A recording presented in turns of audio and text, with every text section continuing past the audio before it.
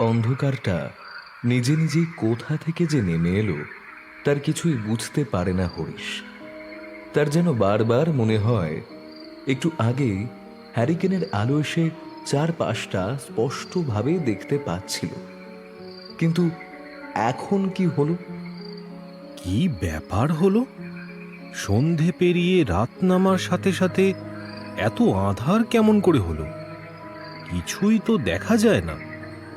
গ্রামের পথ তো দূরের কথা, আমার পা পর্যন্ত দেখতে পাচ্ছি না। এত অন্ধকার হলো কি করে? আজ তো অমাবস্যা নয়। হরিশ এ পথে একা আসেন। সে এসেছিল অনেকের সঙ্গে পাশের গ্রামের হাটে যাওয়ার জন্য। ফেরার সময় কি করে যেন সে একা হয়ে গেছে। কি করে একা হয়েছে সে কথা হরিশ ভালো করেই জানে। আসলে ফেরার সময় ওই দিঘির পাড়ে হরিশ অনেকক্ষণ বসেছিল। দিঘির জলে বড় বড় মাছ ঘাই মারছিল। তাই দেখে এই বিকেলের পড়ন্ত আলোতে হরিশের মনে লোভ জেগেছিল। সে মনে মনে ঠিক করেছিল পরদিন ছিপ বড়শি নিয়ে এখানে আসতে হবে। এমন একটা মাছ ধরতে পারলে অনেক দিন পর বেশ রেঁধে খাওয়া যাবে। আর সে যখন এসব ভাবছে ততক্ষণে বাকিরা হাটের পথ ছেড়ে গ্রামের পথ ধরে অনেকটা এগিয়ে গেছিল। হরিশ যখন দিঘির পাড় থেকে উঠল তখন বিকেল পেরিয়ে সন্ধে নামতে শুরু করেছে। পাশের গ্রাম থেকে এই গ্রামের ঠিক মাঝামাঝিতে রয়েছে একটা বড় রাস্তা। মাটির রাস্তা, কিন্তু অনেক বড়, অনেক চওড়া বলে পাশের গ্রামের জঙ্গলের কাছে যে ভাঙা জমিদার বাড়ি আছে, সেই জমিদার বাড়ির কোনো এক বংশধর এই রাস্তা তৈরি করিয়েছিলেন। জমিদার না ছাই, জমিদার হলে মাটির রাস্তা তৈরি করবে কেন? শুনেছি তখনকার জমিদারদের কাছে অঢেল টাকা পয়সা থাকতো। সোনা না হোক, রূপো দিয়ে অন্তত একটা রাস্তা তৈরি করতে পারতো। এসব কথা হরিশ হাটে বাজারে লোকের কাছে বলে মাঝে মাঝে হাসির পাত্র হয়, কিন্তু তাতে হরিশের আপত্তি নেই। তার যা মনে হয় সে সেই কথাই বলে। কিন্তু আজ এই অন্ধকারের মধ্যে হরিশ কেমন যেন বিভ্রান্ত হয়ে পড়ল। যেদিকে তাকায় অন্ধকার ছাড়া আর যেন কিছুই নেই। কতবার করে ভবানীকে বললাম, একটু দাঁড়িয়ে যা, একটু দাঁড়িয়ে যা। আরে আমার সঙ্গে একটু দাঁড়িয়ে গেলে কি হতো? কিছুই তো হতো না। এখন এই আধারে কোন দিকে যাব তা তো বুঝতে পারি না। ওরে কেউ আছিস নাকি আশেপাশে? আমায় বাঁচা, এই আধার তো আমায় খেয়ে ফেলবে। হরিশ কথাটা প্রতীকী অর্থে বলেনি। সত্যি সত্যি মনে হচ্ছিল সেই আধার যেন তাকে খেয়ে ফেলার জন্য একটু একটু করে এগিয়ে আসছে। হরিশের মনে হচ্ছিল আশেপাশের অন্ধকারটা এখন আর শুধু ফাঁকা অন্ধকার নয়, এ যেন জীবন্ত হয়ে উঠেছে।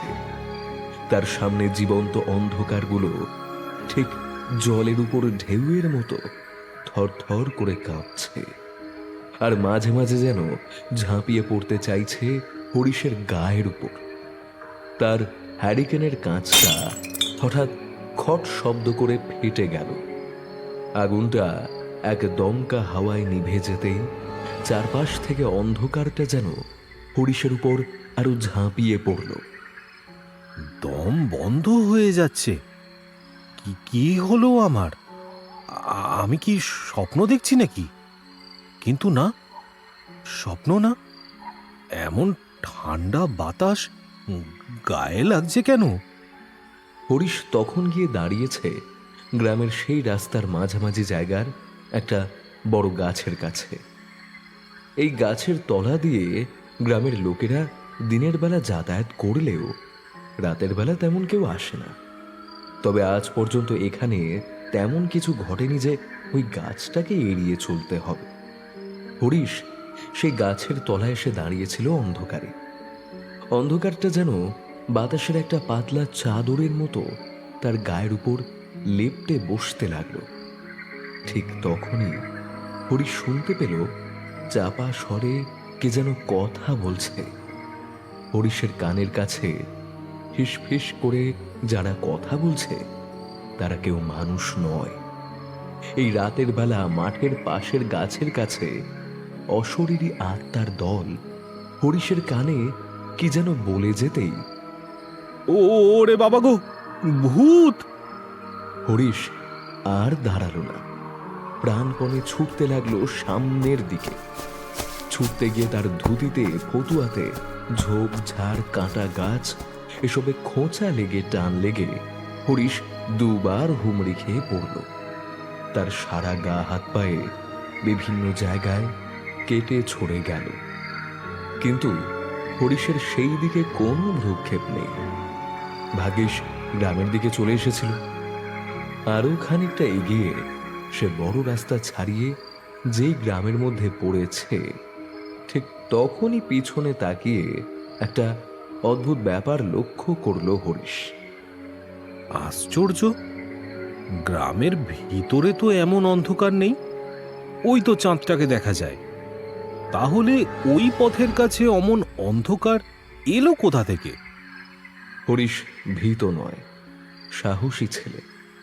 সে সেখানে ঠায় দাঁড়িয়ে পিছনের দিকে দেখার চেষ্টা করতে গেল, আর তখনই দেখতে পেল গ্রামের পথের থেকে একটু দূরে ওই বড় রাস্তার দিকের সেই অন্ধকারটা যেন আস্তে আস্তে এগিয়ে আসছে তার দিকেই। এক অদ্ভুত ব্যাপার, কোথাও কিছু নেই, অথচ হরিশের মনে হতে লাগলো জীবন্ত অন্ধকারটা তার দিকে এগিয়ে আসছে একটা ময়াল সাপের মতো। এগিয়ে এসে হরিশকে ধরতে পারলেই ডান হাতটা কেমন জ্বালা করে উঠতেই হরিশ বাঁ হাতে সেই হাতটায় হাত দিল। তার ডান হাতটা ভীষণ ঠান্ডা, যেন কেউ সাপের চামড়া কেটে লাগিয়ে দিয়ে গেছে হরিশের ডান হাতের উপরে। এখন আর এসব নিয়ে ভাবার সময় নেই। একরকম দৌড়ে গেল গ্রামের দিকে। হরিশ একাই থাকে। সে নিজের ঘরে ঢুকে ঘরের দরজা খুলে হুড়মুড় করে ভিতরে ঢুকে দরজা বন্ধ করে কোনো রকমে বিছানায় গিয়ে বসল। এতক্ষণ ধরে যা ঘটল সেই নিয়ে ভাবছিল। ব্যাপারটা কি হলো? আমি কি পথের মাঝে ভুল দেখলাম? আলো আধারিতে এমন ভুল হতেই পারে, কিন্তু কিন্তু এমন কেন মনে হলো আমার? হরিশ নিজের মনটাকে সামাল দেওয়ার চেষ্টা করল। আলো জ্বালিয়ে রান্নাঘরের দিকে গেল, দুমুঠো ভাত মুখে দিয়ে তারপরে ঘুমোতে যাবে বলে। কিন্তু থালায় ভাত নিয়ে ডান হাতটা থালার দিকে বাড়াতেই হ্যারিকেনের আলোয় নিজের হাতের দিকে তাকিয়ে একটা আর্তনাদ করে উঠল হরিশ। ভাতের থালা ছিটকে গেল হাত থেকে। হরিশ বাঁ হাতটা ডান হাতের কবজির উপর রাখতেই তার গোটা শরীরটা একবার শিরশির করে উঠল। সেই ঠান্ডা সাপের চামড়া ছোঁয়ার মতো অনুভূতি। আর ঠিক ডান হাতের কবজির একটু উপরে খানিকটা জায়গা জুড়ে কালো থকথকে কাঁদার মতো কি যেন একটা লেগে আছে। যখনই হরিশের মনে হলো রান্নাঘরের জানালার বাইরে কারা যেন পিছনের দিক ফিরে দাঁড়িয়ে তারা যেন চুপিসারে কথা বলছে, ঠিক তার কানের পাশে বলা সেই কথাগুলোর মতো। কিশোরী আর আমি আজ একসঙ্গে এসেছিলাম। কিশোরী আজ একটু দেরি করে এসেছিল। আমি তৈরি হয়ে বসে আছি, একবার ভাবলাম বেরিয়ে পড়ি। কিশোরী বোধহয় আসবে না, আমি বরং নিজেই বেরিয়ে পড়ি। কিন্তু তারপরে মনে পড়ল আগের দিন অফিসের থেকে ফেরার পথে কিশোরীর সঙ্গে দেখা। আরে কি ব্যাপার, এই সময় তোমার সঙ্গে দেখা হওয়ার তো কথা নয়। অফিস থেকে বেরিয়েছি অনেকক্ষণ, একটা কাজে এদিকে এসেছিলাম। তোমার অফিস কেমন চলছে? কিশোরীর সঙ্গে যে কুশল প্রশ্নাদি বাক্যালাপ আমাদের খুব একটা বেশি হয় না, তা শ্রোতারা এর মধ্যেই বুঝতে পেরেছে। এমন সময় হঠাৎ দেখা হলে এইসব প্রশ্ন করেই কথা শুরু করতে হয়।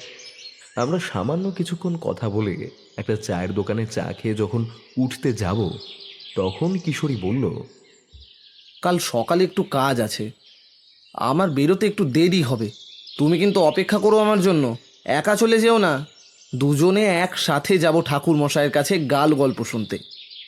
কিশোরী যখন ঠাকুর মশাইয়ের অর্থাৎ তারানাথের গল্পগুলোকে গাল গল্প বলে, তখন বোঝা যায় যে সে মশকরা করছে।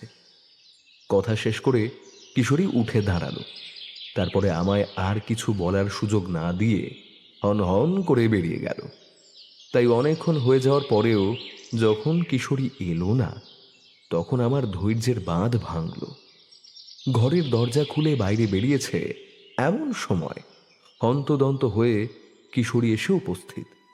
তার চোখ মুখ কেমন যেন উস্কো খুস্কো হয়ে রয়েছে। ভীষণ দৌড়ে এলে মানুষের যেমন অবস্থা হয়, ঠিক তেমন লাগছিল কিশোরীকে। এক হাতে ছাতাটা ধরে অন্য হাতে সেটা ভাঁজ করে প্যাকেটে ঢোকাচ্ছে। এই, তাহলে তোমার সময় হলো? যাক, তাও ভালো। আমি তো ভাবলাম তুমি আজ বুঝি আর এলে না। বড় বিপদ ঘটে গেছে। আরে চলো এক্ষুনি বেরোই, ঠাকুর মশাইয়ের কাছে গিয়ে সব কথা বলতে হবে। ঠাকুর মশাই যদি কিছু করতে পারেন। আরে তোমায় বলেছিলাম না, সে আমাদের মেস বাড়িতে যে লোকটি ভয় পেয়েছে। যারা কিশোরীর মেজবাড়ির সেই লোকটির কথা ভুলে গিয়েছিলেন, আমি তাদের উদ্দেশ্যে আরেকবার বলে দিচ্ছি। কিশোরী যে মেজবাড়িতে থাকে, সেখানে তারই দোতলায় মেসের এক ভদ্রলোক বেশ কিছুদিন আগে ভয় পেয়েছিলেন। তার সেই ভয় কিছুতেই কমে না। অর্থাৎ নিজের ঘরে তিনি নানা অদ্ভুত ব্যাপার দেখতে শুরু করেছেন। দোতলার ছাদের কাছে রাতের অন্ধকারে দাঁড়িয়ে থাকা ছায়ামূর্তি থেকে শুরু করে তার ঘরের ভিতর জানালার কাছে উল্টো হয়ে ঝুলে থাকা ছায়ামূর্তি পর্যন্ত, ভদ্রলোক যে মিথ্যে কথা বলছেন তা মনে হচ্ছে না। মেজবাড়িতে তিনি ছাড়া আর কেউ কিছু দেখতে না পেলেও এই ঘটনা শুরু হওয়ার পর থেকে তার শরীর ভাঙতে শুরু করেছে। কয়েকবার ডাক্তার দেখাতে হয়েছে। মেজবাড়ির সকলেই ভীষণ চিন্তায় রয়েছে, কারণ ভদ্রলোক বয়স্ক, তার তিন কুলে কেউ নেই। এখানকার অফিসে তার এক দূর সম্পর্কের বন্ধুর সাহায্যে তিনি সামান্য মাইনের একটি কাজ করেন। তার উপর তার আর্থিক অবস্থা খুব ভালো নয়। এখন তার সেই কাজও বন্ধ। কিভাবে দিন চলছে সে এক গভীর প্রশ্ন।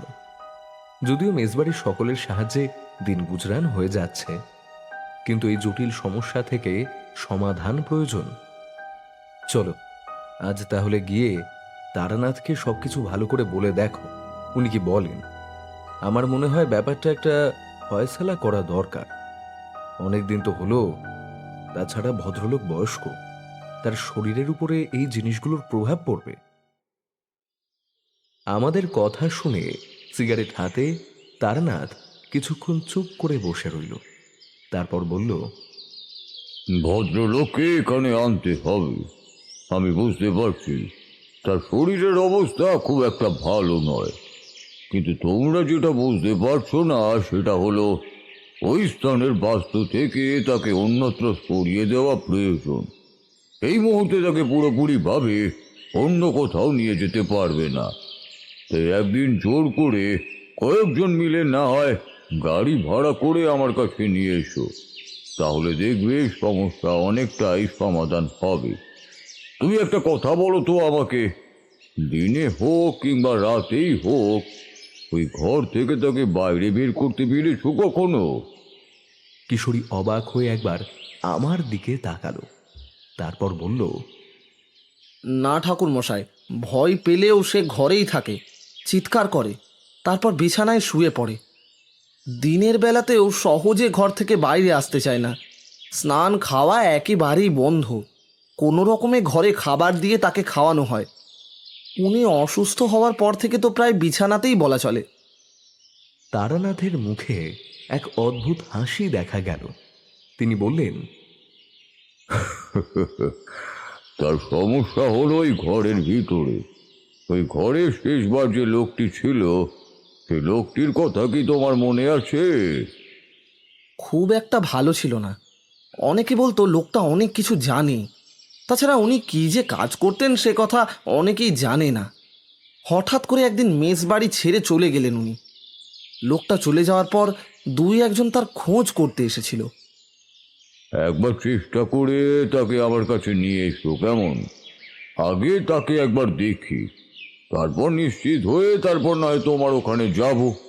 কিন্তু তার আগে প্রথমে আমার ওই ঘরটা দেখা দরকার, বুঝলে?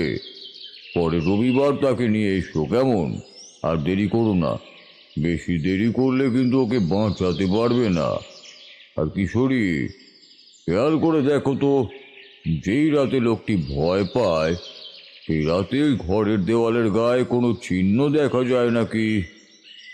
তারানাথের মুখে একটা অদ্ভুত রহস্যময় হাসি, যে হাসির অর্থ অনেক কিছুই হতে পারে, কিন্তু আমি বুঝতে পারছিলাম তারানাথ হাসছে না। আসলে অদ্ভুত কিছু একটা ভাবার সময় তারানাথের মুখের ভাব অমনটা হয়ে যায়। চোখের দৃষ্টি তীক্ষ্ণ, মুখে একটা অদ্ভুত হাসির ভাব। কিশোরীও বোবার মতো হয়ে গিয়েছিল। আমি বললাম, আচ্ছা সে না হয় হবে, পরের রবিবার না হয় লোকটিকে এখানে নিয়ে আসব। তাকে বিপদ থেকে বাঁচানোর জন্য যা করার আপনি করবেন। এই মুহূর্তে আর কোনো বিপদ নেই তো? তারানাথ মাথা নাড়িয়ে জবাব দিতেই আমি আবার বললাম, তাহলে একটা গল্প বলুন তো। আজ একটু অন্যরকম গল্প বলবেন। ওই সাধারণ ভূত বা পিশাচের গল্প শুনবো না। তাতে যদি ভয় না থাকে না থাকবে, তাতে আপত্তি নেই। তোমাদের কি মনে হয় ভূত প্রেত পিশাচ ছাড়া ভয় থাকে না? হ্যাঁ, এমন অনেক ঘটনা আমার সঙ্গে ঘটেছে যেখানে শুভ শক্তি প্রচণ্ডভাবে কোনো মানুষকে ভয় দেখিয়েছে। শুভ শক্তির ভয় অশুভ শক্তির চেয়েও বেশি হতে পারে, যদি সেই ভয় তেমনভাবে কেউ চাক্ষুষ করে আর সেটা বুঝতে পারে। চোখের সামনে দাঁড়িয়ে থাকা বিপদকে না দেখেও মানুষ ভয় পেতে পারে। ভয় আসলে আমাদের অনুভূতি, বুঝলে? সত্যি বলতে ভয় থাকে আমাদের মনের ভিতরে। যে যাই কথা বলুক না কেন, যার মনের ভিতরে যত বেশি অন্ধকার, তার মনের ভিতরে তত বেশি ভয়। তোমরা যখন অন্যরকম গল্প শুনতে চাইছো, তাহলে সেই গল্পই বরং আজ শোনায় তোমাদের। কিশোরী নিশ্চয়ই আপত্তি করবে না। এই কি হে কিশোরী, আপত্তি আছে নাকি? কিশোরী আপত্তি করল না, ম্লান হেসে সম্মতি জানালো। বুঝতে পারলাম সদা চঞ্চল যুক্তিবাদী কথা কথা প্রত্যুত্তর দেওয়া ছেলেটি আজ চুপ করে রয়েছে মাত্র একটাই কারণে, তার মেজবাড়ির বাসিন্দা ওই লোকটির চরম বিপদের জন্য। অবাক লাগে, একটা অজানা অচেনা মানুষ যার সঙ্গে কোনো সম্পর্ক নেই, তার বিপদ, তার জীবনে নেমে আসে অন্ধকার, আমাদের জীবনে এমনভাবে প্রভাব ফেলতে পারে যে একটি মানুষের স্বাভাবিক বৈশিষ্ট্য পরিবর্তন করে দেয়। কিন্তু আগেই বলেছি, কিশোরী ভালো ছেলে। তাছাড়া তারানাথের কথার সে যতই বিরুদ্ধাচরণ করুক না কেন, তারানাথকে সে যথেষ্ট বিশ্বাস করে। তবুও তারানাথ কিশোরীর মন ভালো করার জন্য বলল, আরে কিশোরী, এই দেখো, তোমাদের সামনে আমি গল্প বলতে শুরু করছি। কিশোরী ম্লান হাসল। আমার দিকে তাকাতেই তার দুই চোখে একটা হতাশ ভাব দেখতে পেলাম। বুঝতে পারলাম আজ কিশোরীর দেরি হওয়ার পিছনে ওই ভদ্রলোকটির অসুস্থতার কারণ বোধহয় দায়ী। তারানাথ তান্ত্রিক অন্তর্যামী। এমনি এমনি তো আর একসময় তার বাড়ির বাইরে জুড়ি গাড়ির লাইন পড়তো না। কথায় কথায় কথা বলে কিশোরীকে একসময় ঠিক হাসিয়ে ফেলল। তারানাথ বলল, বুঝলে হে ছোকরা, এই আমার কাছে আরেক ছোকরা আসতো, প্রচন্ড অবিশ্বাসী। যে কথা বলি সে কথাতেই অবিশ্বাস করে। সে এমন পরিস্থিতি হয়ে দাঁড়ালো যে আমার সঙ্গে তার সব বিষয় খটমট লেগেই থাকে, কিন্তু তবুও সে আমার কাছেই আসবে। সপ্তাহে একদিন করে আসবেই আসবে। একদিন সে আসার পরে আমি আর গল্প বললাম না।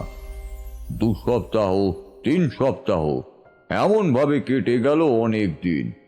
সে নিজেই আমার কাছে এসে সেই গল্প শুনতে চাইল যেই গল্প সে বিশ্বাস করে না। কি বুঝলে? এভাবে কথায় কথায় কিশোরীকে সামান্য স্বাভাবিক করার পরে তারানাথ গল্প শুরু করল। একবারের বর্ষার সময়ের কথা, আজ থেকে অনেক বছর আগের কথা হলেও তখন মধুসুন্দরী দেবীর সঙ্গে আমার সাক্ষাৎ হওয়ার পর যখন বাড়ি ফিরে এসেছিলাম সেই সময়কার গল্প। মধুসুন্দরী দেবীর সঙ্গে সাক্ষাৎ করে বাড়ি ফিরে আসার পর কিন্তু আমার সঙ্গে সঙ্গে বিবাহ হয়নি। মাঝে একবার বেরিয়েও পড়েছিলাম। বছরখানেক ঘুরে বেড়ানোর পরে তারপরে পরিবারের লোকেরা জোর করে আমার বিবাহ দিয়েছিল। সেটা তো তোমরা সকলেই জানো। সেই সময়েরই কথা। বাড়ি থেকে বেরিয়ে পড়ে সেবার গেছিলাম দক্ষিণের দিকে। বৈকুণ্ঠনগর বলে একটা গ্রামের কাছে গিয়ে পৌঁছেছি একদিন দুপুরে। গাছের তলায় চুপ করে দাঁড়িয়ে আকাশ পাতাল ভেবে চলেছি যে কোথায় যাব, কি করব। তখন তো আর সব কিছু ঠিক করে বেরোনো হতো না। যখন মন চাইতো বেরিয়ে পড়তাম, তারপরে ভাগ্যে যেদিকে নিয়ে যেত সেদিকেই চলে যেতাম। ভেবেছিলাম কাছাকাছি বেরিয়ে কোনো সাধু সঙ্গ পেলে তার সঙ্গেই ল্যাজ ধরে নেব। না, এবার আর কোনো সাধু সঙ্গ পেলাম না। না কোনো শ্মশান, না কোনো ফাঁকা জায়গা পেলাম যেখানে কয়েকদিন থাকা যায়। বৈকুণ্ঠনগরের কাছে এসে গাছের তলায় চুপ করে বসে সামনে থাকা দিঘির জলের দিকে তাকিয়ে রইলাম। ছোট বড় মাছেরা মাঝে মাঝে ঘাই মারছে, সেই সবই দেখছিলাম। একটু দূরেই চোখ পড়তে দেখি একজন লোক বসে নিয়ে বসে আছে। বোধহয় মাছ ধরতেই এসেছে। আমিও ছোটবেলায় কতবার বসে দিয়ে মাছ ধরেছি। এসব কথাই মনে পড়ে যেতে লাগলো। দুপুর পেরিয়ে ধীরে ধীরে বিকেল হলো। শান্ত জলে একটা অদ্ভুত বাতাস বইতে বইতে নিস্তরঙ্গ কম্পন তৈরি হলো। বড় বড় মাছের দল ঘাই মারতে লাগলো একটু একটু করে। এমন সময় দেখি একটা লোক পরনে খাঁটো করে পরা ধুতি, কাঁধের উপর একটা গামছা ফেলে রাখা, খালি গা, এ পাশে জঙ্গলের মধ্যে ঢুকে কি যেন খুঁজে চলেছে আর বিড়ির করে কি সব যেন বলছে। আমি বেশ অবাকই হলাম। এতক্ষণ লোকটাকে দেখিনি, তাহলে কি গভীর জঙ্গলের মধ্যেই ছিল সে? লোকটা খুঁজতে খুঁজতে সামনের দিকে এগিয়ে আসছে। আমি গাছের তলায় বসে আছি দেখে আমার দিকে তাকিয়ে একবার ম্লান হাসলো, তারপর আবার নিজের কাজ করতেই লাগলো। আমি দিঘির জলে মন দিলাম। এভাবে অনেকক্ষণ কেটে যাওয়ার পরেও লোকটা যখন জঙ্গলের ভিতর খুঁজতে খুঁজতে আবার আমার দিকে আসছে, তখন ব্যাপারটা আমার কেমন যেন লাগলো।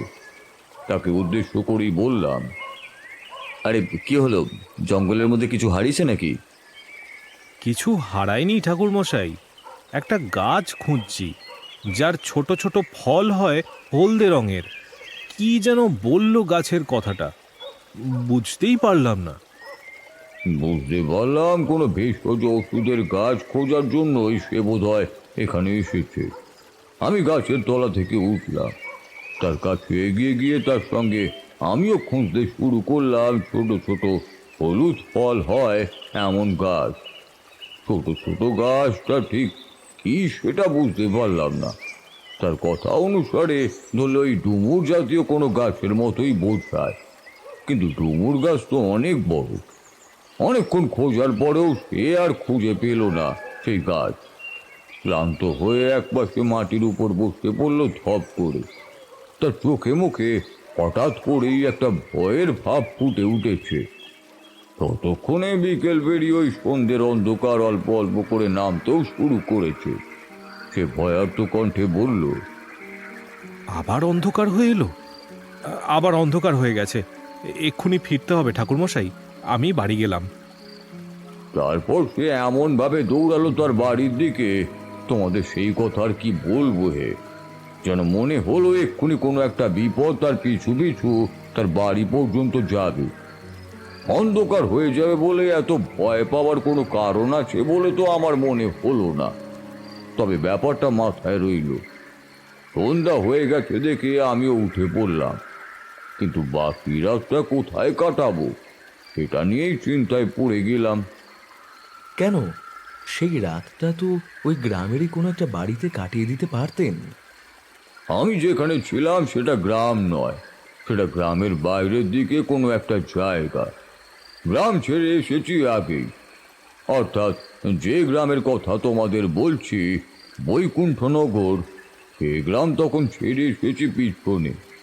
উঠে আসতেই দেখি সেই মাছ ধরতে থাকা লোকটি তখন বড়শি গুটিয়ে আমার দিকেই এগিয়ে আসছে।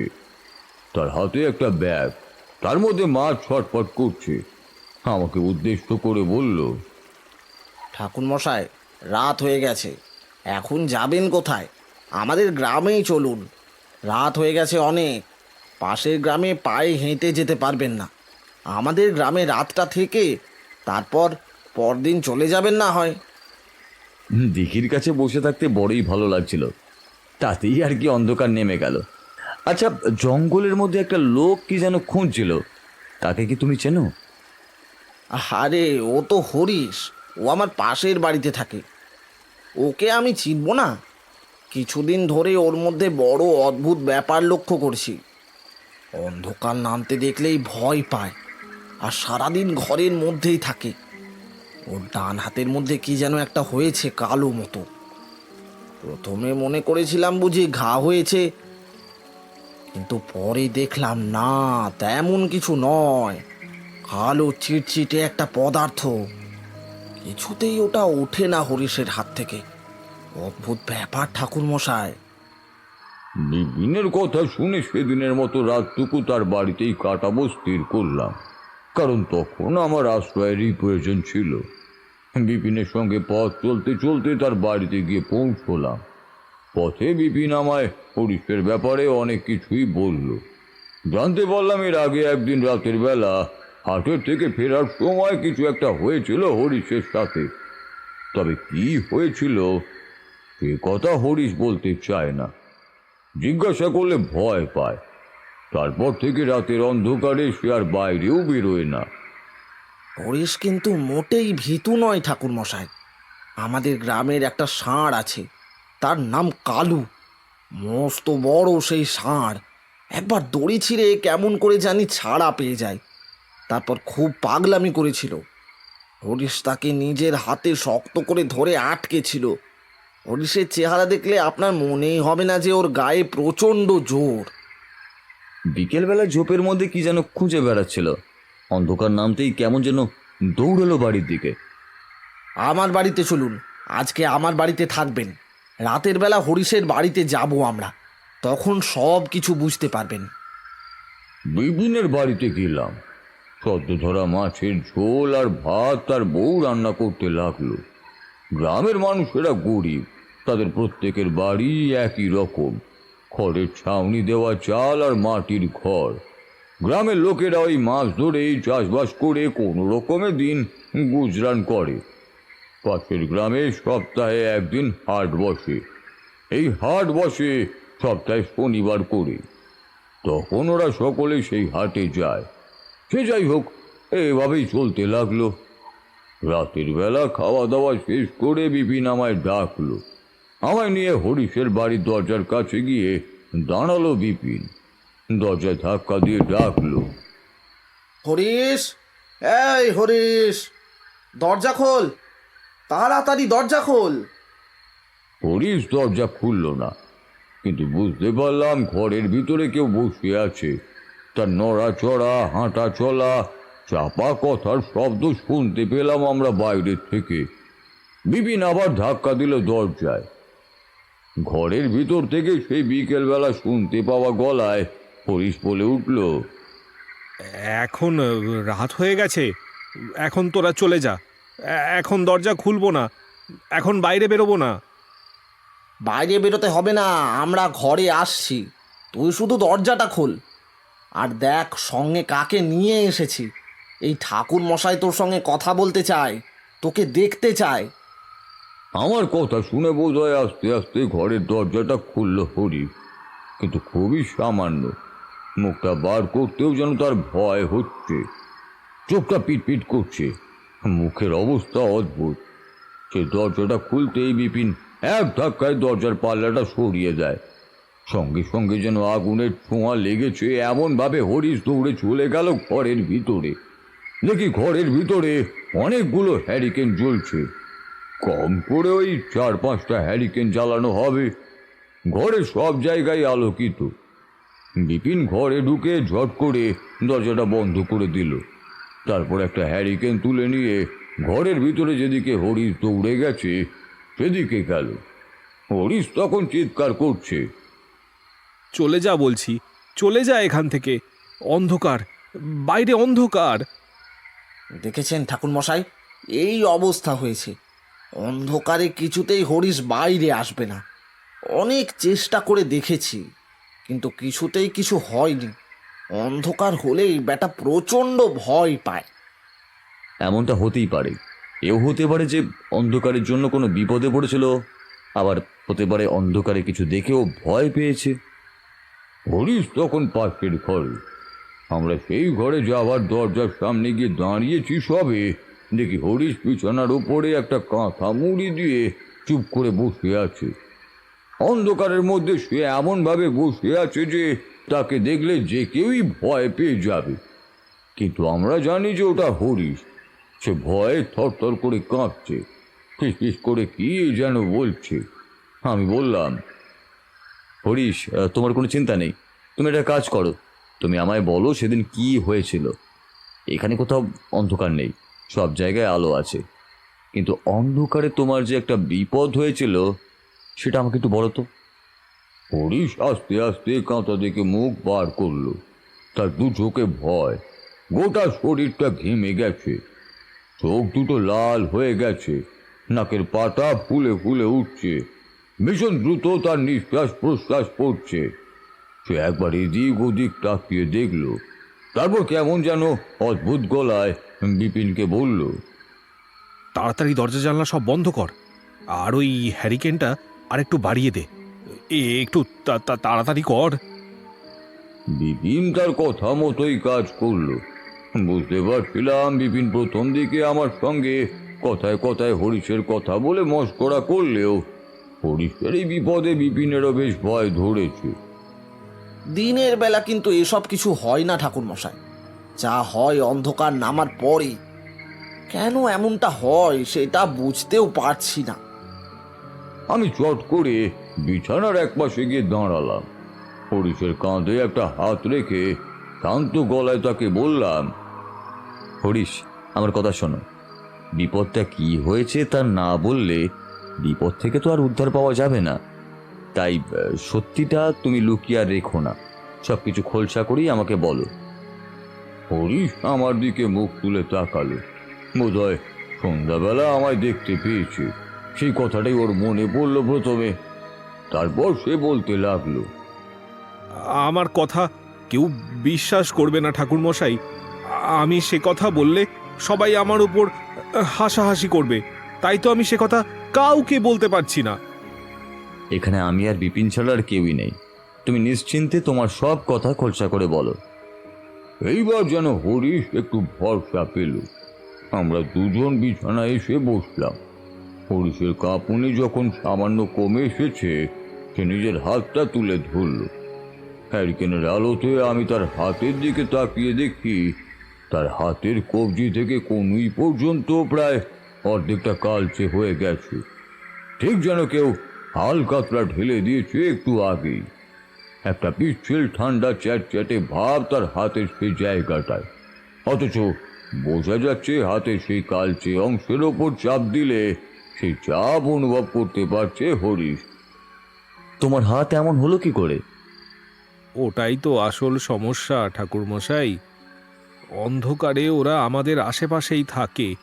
ওই যে ওই জানলার পাশেই দাঁড়িয়ে আছে এখন, ওই জানলার পাল্লার পাশ দিয়ে আমায় দেখছে। আপনি আর বিপিন বসে আছেন সেটাও দেখতে পাচ্ছে। তার জন্যই তো আপনাদের ঢুকতে দিচ্ছিলাম না। আপনারা আমার কাছে এলে ওদের নজর আপনাদের উপরেও পড়বে। হরিশের কথা শুনে জানালার দিকে তাকালাম। অনেকক্ষণ স্থির হয়ে তাকিয়েও রইলাম। তোমরা জানো, অনেক কিছুই আমি বুঝতে পারি, আর তারপরেই মনে হলো যে হরিশ মিথ্যে কথা বলেনি। কোনো একটা কিছুর উপস্থিতি আমিও যেন অনুভব করতে পারছি। অশুভ শক্তি হলে এত সূক্ষ্ম অনুভূতি হয় না। এমন কিছু যেটা ধরতে পারছি না, সূক্ষ্ম একটা অনুভূতি। আমি আস্তে আস্তে এগিয়ে যেতে লাগলাম জানালার দিকে। পিছন থেকে হরিশ চিৎকার করতে করতে বলল, ঠাকুর মশাই, যাবেন না, দরজা খুলবেন না, জানলা খুলবেন না, অন্ধকার ঢুকে পড়বে ঘরের ভিতর। বিপিন কোন রকমে হরিশকে চেপে ধরে বসে রইল। আমি জানালার কাছে এগিয়ে গেলাম। দুটো হাত যেন অবশ হয়ে গেছে, জানালা খুলতে ইচ্ছে করছে না। বোধহয় হরিশের চিৎকার, তার ভয়, এই সব কিছু মিলিয়ে এক অদ্ভুত অনুভূতি সঞ্চারিত হচ্ছিল আমার মধ্যে। কোন রকমে দুটো হাত বাড়িয়ে জানালার পাল্লাটা একটা হ্যাঁচকা টানে খোলার সঙ্গে সঙ্গে একটা অদ্ভুত দৃশ্য দেখে আমিও পর্যন্ত চমকে উঠলাম। এতক্ষণ ধরে জানালার বাইরে কিছু একটা অপেক্ষা করছিল যেন। সুযোগ পাওয়ার সঙ্গে সঙ্গে ঠান্ডা বাতাসের সঙ্গে যেন একদলা অন্ধকার ঘরের ভিতরে বাতাসের মধ্যেই ঢুকে মিলিয়ে গেল। আর হরির সঙ্গে সঙ্গে চিৎকার করে উঠে তার কাঁথাটা মুড়ি দিয়ে মুখ ঢেকে দিল। বিপিন কিন্তু কিছুই দেখতে পায়নি বোধ হয়। তবু হরিশের চিৎকার শুনে সেও খানিকটা চমকে উঠেছে। আমি সঙ্গে সঙ্গে জানালাটা বন্ধ করে দিলাম, কারণ আমার মনে হলো জানালার কাছে নয়, জানালা থেকে বেশ খানিকটা দূরে বাড়ির চৌহদ্দির ওপাশটায় লম্বা কালো ছায়ার মতো কি যেন দাঁড়িয়ে আছে। ঠিক মানুষের মূর্তি নয়, যেন একদলা অন্ধকার দাঁড়িয়ে রয়েছে সেখানে। আমি জানালা বন্ধ করে তাড়াতাড়ি হরিশের কাছে এগিয়ে এলাম। দেখি হরিশ প্রবলভাবে চিৎকার করছে। সঙ্গে সঙ্গে কি মনে হতেই তার মাথায় মুড়ি দেওয়া কাঁথাটাকে খুলে ফেলতে গিয়ে তার হাতের দিকে তাকিয়েই চমকে উঠলাম।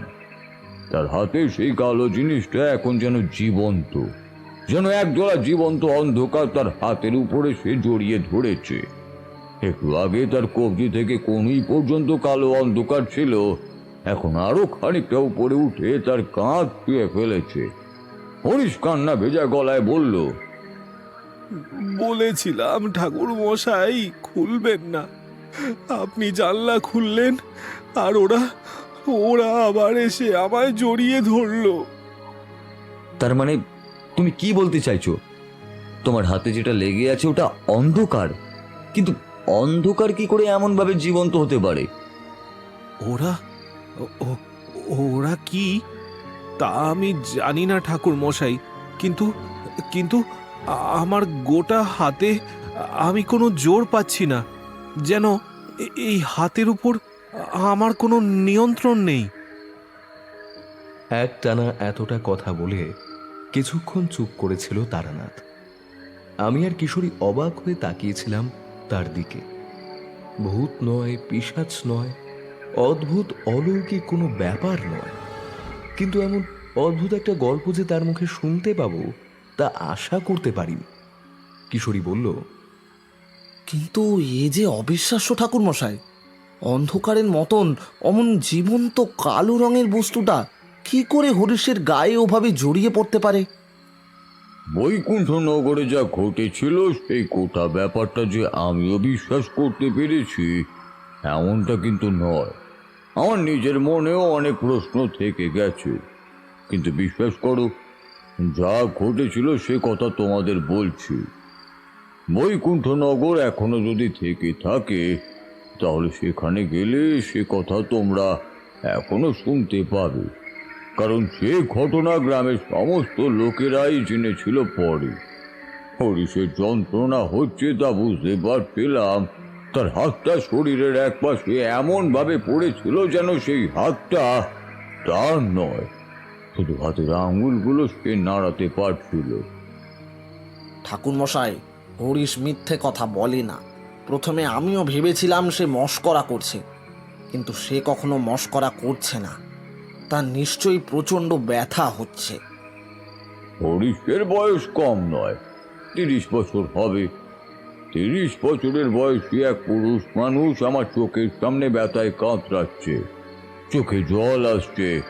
আমি কি করে বিশ্বাস করব যে সে মিথ্যে কথাই বা বলছে কেন? আর মিথ্যে কথা বলে তার কি বা লাভ আছে?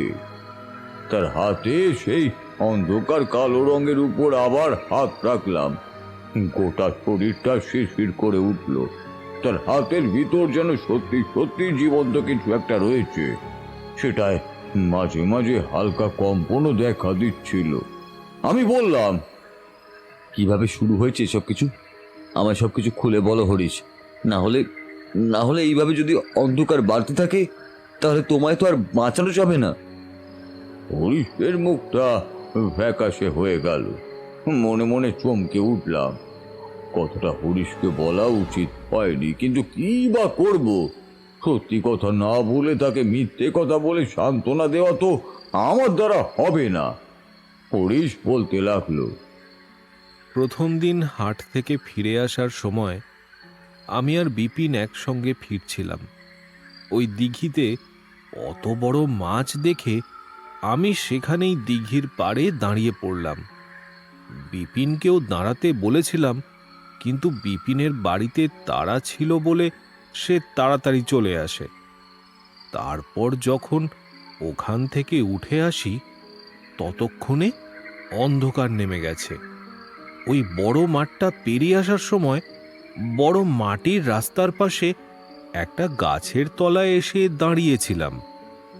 তখন বুঝতে পারিনি, কিন্তু পরে বুঝতে পারলাম সেই গাছের তলায় দাঁড়াতেই অন্ধকারটা হঠাৎ করে বেড়ে গিয়েছিল। আমার হাতের আলোটা নিভে যাওয়ার পরে কালো অন্ধকারটা আমায় জড়িয়ে ধরতে শুরু করেছিল একটু একটু করে। ঠিক তখনই এই যে এই হাতের এইখানে ছোট্ট একটু কালো রং জমা হয়েছিল। তখন ভেবেছিলাম পরে সব ঠিক হয়ে যাবে, কিন্তু কিন্তু কিচ্ছু ঠিক হলো না ঠাকুরমশাই। যত সময় যেতে লাগলো এই কালো রং বাড়তে লাগলো। যতবার রাতের অন্ধকারে ঘর থেকে বেরিয়েছি ততবার একটু একটু করে কালো রং আমার গায়ে এসে পড়েছে। আজ নিয়ে 3 দিন হলো। এবার বুঝতে পারলেন কেন সন্ধেবেলার অন্ধকার নামছে দেখে আমি ওই দিঘির পাড় থেকে ছুটে পালিয়ে এসেছিলাম? বুঝতে পারছি, কিন্তু দিঘির পাড়ে তুমি কি করতে গিয়েছিলে?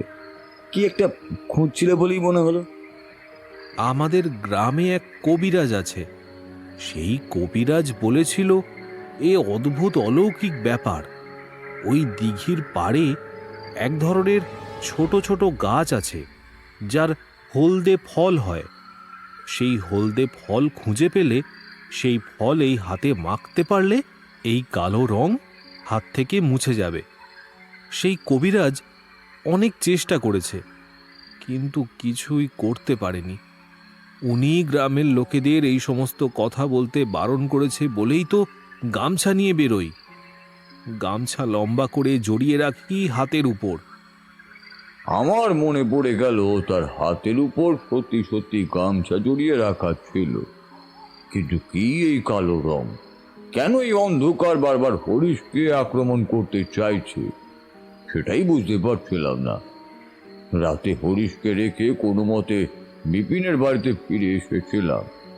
অনেক রাত পর্যন্ত বিপিনের সঙ্গে সব নিয়ে আলোচনা করেও কিছুই বুঝে উঠতে পারিনি। শুধু বিপিন একবার বলেছিল, ঠাকুরমশাই, এই গ্রাম খুব বেশি দিনের নয়। পাশের গ্রামে এক জমিদারি ছিল, তখন সদ্য পাশের গ্রাম গড়ে উঠেছিল। তারপরে এই গ্রাম মোটামুটি বছর 50 কিংবা তার একটু আগে গড়ে উঠেছে। তারপর তৈরি হয়েছে এই গ্রামের পথ। আগেই পথ ছিল না, এখানে ছিল মাঠ, আর সেই মাঠের কাছে ছিল এই গাছ। গাছটাকে দেখলেই আপনি বুঝতে পারবেন ঠাকুরমশাই, অনেক পুরনো। অনেকে বলে ওই গাছের আশেপাশে কিছু একটা আছে, যদিও আজ পর্যন্ত কেউ ওখানে কিছু দেখতে পায়নি। তবুও যে রাতে কালো মেঘ থাকে আকাশে, যে রাতে অন্ধকার নামে, সেই রাতে ওই পথের অন্ধকার যেন জীবন্ত হয়ে ওঠে। এর আগেই কারোর সঙ্গে এমন হয়েছে? এটাই তো সমস্যা ঠাকুরমশাই। এর আগে আজ পর্যন্ত কারোর সাথে ওই পথে কিছুই হয়নি। তবে একবার আমিও একলা পথে ফেরার সময় ওই গাছের তলায় কিছু একটা অনুভব করেছিলাম, তবে কিছু দেখতে পাইনি। এরপর বিপিন আরো কথা বলতে থাকলো। বিপিনের কথা আমি অবাক হয়েই শুনছিলাম। অনেকগুলো বছর আগের কথা। আমার শ্বশুর বাড়ি পাশের গ্রামে। একদিন শ্বশুর বাড়িতে একটা কাজে গিয়েছিলাম। হেঁটে ফিরতে প্রায় সন্ধে হয়ে গেল। ওই গ্রাম থেকে এই গ্রামে আসার পথ খুব বেশি দূরে নয়। মাঝে ওই বড় রাস্তাটা পেরোতে পারলেই হলো। সন্ধ্যের পরই বেরিয়েছিলাম সেখান থেকে। আকাশে কালো মেঘ, টিপটিপ করে বৃষ্টি পড়ছে। হাতে একটা ছাতা ছিল। সেই ছাতা নিয়ে মাঠের মাঝামাঝি অবধি এসেছি, এমন সময় ঝড় উঠল। ঝড়ের সময় ছাতা খুলে রাখা বোকামির কাজ, তাই আমি চট করে ছাতা বন্ধ করতেই টিপটিপ বৃষ্টিতে ভিজে গেলাম। আর একটু হাঁটতে হাঁটতে গাছের কাছাকাছি এসে পড়েছি। এমন সময় একটা অদ্ভুত কথা মনে হলো। গাছের পিছনে দাঁড়িয়ে এতক্ষণ ধরে কে যেন আমায় দেখে চলেছিল। এইমাত্র আমি তার অস্তিত্ব বুঝতে পেরেছি যেই অমনি সে যেন গাছের পিছনে গিয়ে লুকিয়ে পড়ল। আমি একটু অবাক হলেও ভয় পাইনি। গলা ছেড়ে ডাক পারলাম, কে ওখানে? বেরিয়ে আয় বলছি, বেরিয়ে আয়। কিন্তু কেউ বেরিয়ে আসে না। আমারও তখন জেদ চেপে গেছে। গাছের পেছনে যে লুকিয়ে আছে তা আমাকে দেখতেই হবে। আমিও পথ ছেড়ে সেই গাছের দিকে নেমে গেলাম। গাছটা কি গাছ আমরা জানি না। অমন শুকিয়ে যাওয়া রুক্ষ গাছ আমাদের গ্রামে কিংবা তার আশেপাশে একটাও নেই। গাছটা মরে না, যতই ঝড় হোক, যতই যাই হোক, গাছটা পড়ে না। একবার ওই গাছ কাটতে গিয়ে তো আলাদাই বিপদ ঘটেছিল। যাই হোক, পথ ছেড়ে গাছের পাশের রাস্তা ধরে নামলাম। স্পষ্ট দেখছি গাছের পিছনে দিয়ে কেউ লুকিয়ে রয়েছে। কিন্তু ছাতাটা হাতে নিয়ে সেই আলো আঁধারিতে গাছের উল্টো দিকে পৌঁছে দেখি কেউ কোথাও নেই। ধানের জমি হলেও তখন সে ধানের জমিতে ধান হয়নি। ফাঁকা মাঠের মধ্যে অমনভাবে দৌড়ে পালানো যায় না ঠিকই, তখনই বিদ্যুৎ চমকে উঠল একবার। এই বিদ্যুতের আলোতে যতদূর পর্যন্ত চোখ যায় কাউকে দেখতে পেলাম না। ফিরে আসতে যাব এমন সময় একটা অদ্ভুত ঠান্ডা জিনিস যেন আমার গায়ে ঠেকলো। যেন মনে হলো এইমাত্র কেউ একজন আমার পাশে দাঁড়িয়েছিল। আমি সরে আসতে যেতেই তার হাতটা আমার হাতে ঠেকেছে। সঙ্গে সঙ্গে সে হাত সরিয়ে নিয়েছে। বিশ্বাস করবেন না ঠাকুরমশাই, বারবার নিজেকে বুঝিয়েছি এইসব আমার মনের ভুল। আসলে আলো আঁধারিতে কি দেখতে কি দেখেছি। বৃষ্টির সময় শরীর ভিজে ছিল বলে হয়তো কি বুঝতে কি বুঝেছি, কিন্তু এখন মনে হয় সেই রাতে ঠিক সেই সময় আমার হাতের কাছে স্পর্শ হয়েছিল একটা ঠান্ডা কিছুর। সেটা যে মানুষের শরীর সেটা আমি বলবো না, কিন্তু ঠান্ডা কিছু একটা শরীর যে আমার স্পর্শ পেতেই চট করে সরে গিয়েছিল। চাপা নিঃশ্বাসের মতো একটা শব্দ শুনতে পেয়েছিলাম।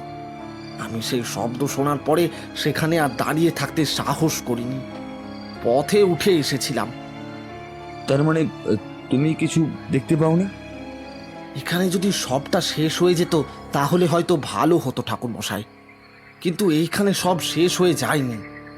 ছাতাটা হাতে নিয়ে পথে উঠে বেশ খানিকটা এগিয়ে এসেছি। এমন সময় মনে হলো পিছনের দিকে কারা চাপা স্বরে কথা বলছে। তাকিয়ে দেখি কেউ কোথাও নেই। বিদ্যুৎটা বোধহয় সেই সময় না চমকালেই ভালো হতো। বিদ্যুৎ চমকালো, আর সেই বিদ্যুতের আলোতে এক মুহূর্তের জন্য দেখতে পেলাম গাছের পাশে কালো কালো অন্ধকার মতো কি যেন হঠাৎ করে এসে দাঁড়িয়েছে। বিদ্যুৎ চমকানোর পরের জিনিসটা এক নিমেষে যেন আমার চোখের সামনে থেকে উধাও হয়ে গেল।